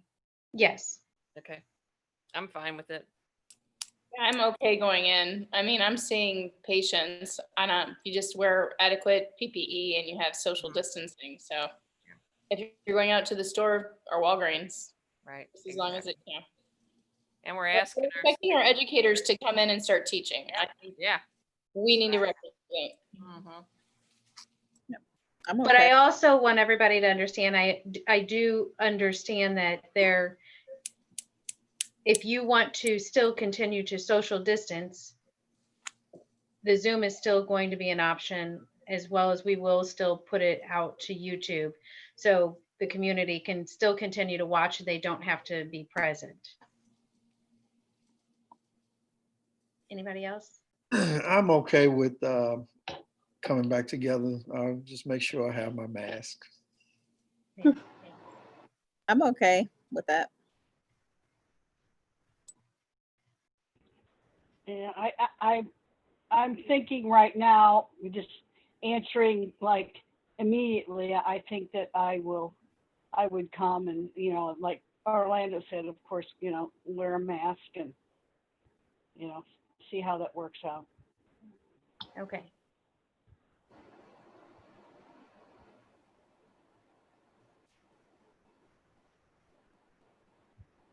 Anybody else? All right, well, those were the only two things that I wanted to bring up in board member comments. Does anybody else have anything they'd like to share? It's very weird because we usually talk about community events and things going on, and we don't have anything. I have something that I want to say. It's, and going through the pros and cons on the different things, I just want everyone to know that I am very, very aware of the uncertainty and fear that our teachers have about coming back to work with this COVID. Yeah. They're very, a lot of, and it's understandable. I totally understand. I've been hit with a lot of questions from different levels and different, but I've talked to Chris about it, and like he said, there's just details that have to be worked out, but just wanted to, let you all know that I am aware of that. Okay, thank you. I will say, Dr. Kilbride, when we do our meeting, I'd like to see if there's a way for us to use that link. I'd like for everybody to go through the check to make sure that they feel that they are healthy enough to actually be present there. We have to get that app. Yeah, there'll be a training that'll be coming up for staff. So my last conversation with Mike LaChance was the training could be available within 2 weeks. If we're talking about by the August board meetings, there'll be no problem with that. Okay. Our next other meeting is the 16th. Yeah, so the next board retreat is scheduled for the 16th at 5 p.m. Prior to that, there's scheduled ACE graduation on the 15th. Next week at 6 o'clock, ACE is going to have a drive-up graduation. There are 6 ACE graduates. It's going to be in the Husky Circle at the high school. And so I'll put a reminder in the Friday memo, but if board members are available next Wednesday at 6 o'clock, ACE graduation at Husky Circle, students and families will drive up. They'll receive their diploma. And I'll get more details about the ceremony out to you. Okay. Any other comments? All right. Well, then we will move on to our consent agenda items.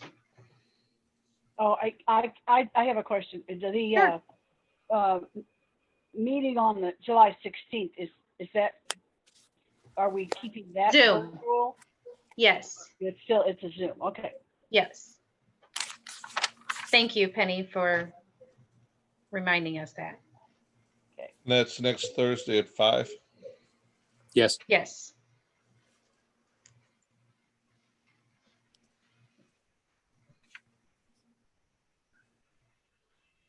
Okay. So the consent agenda items, I'm just looking for a motion.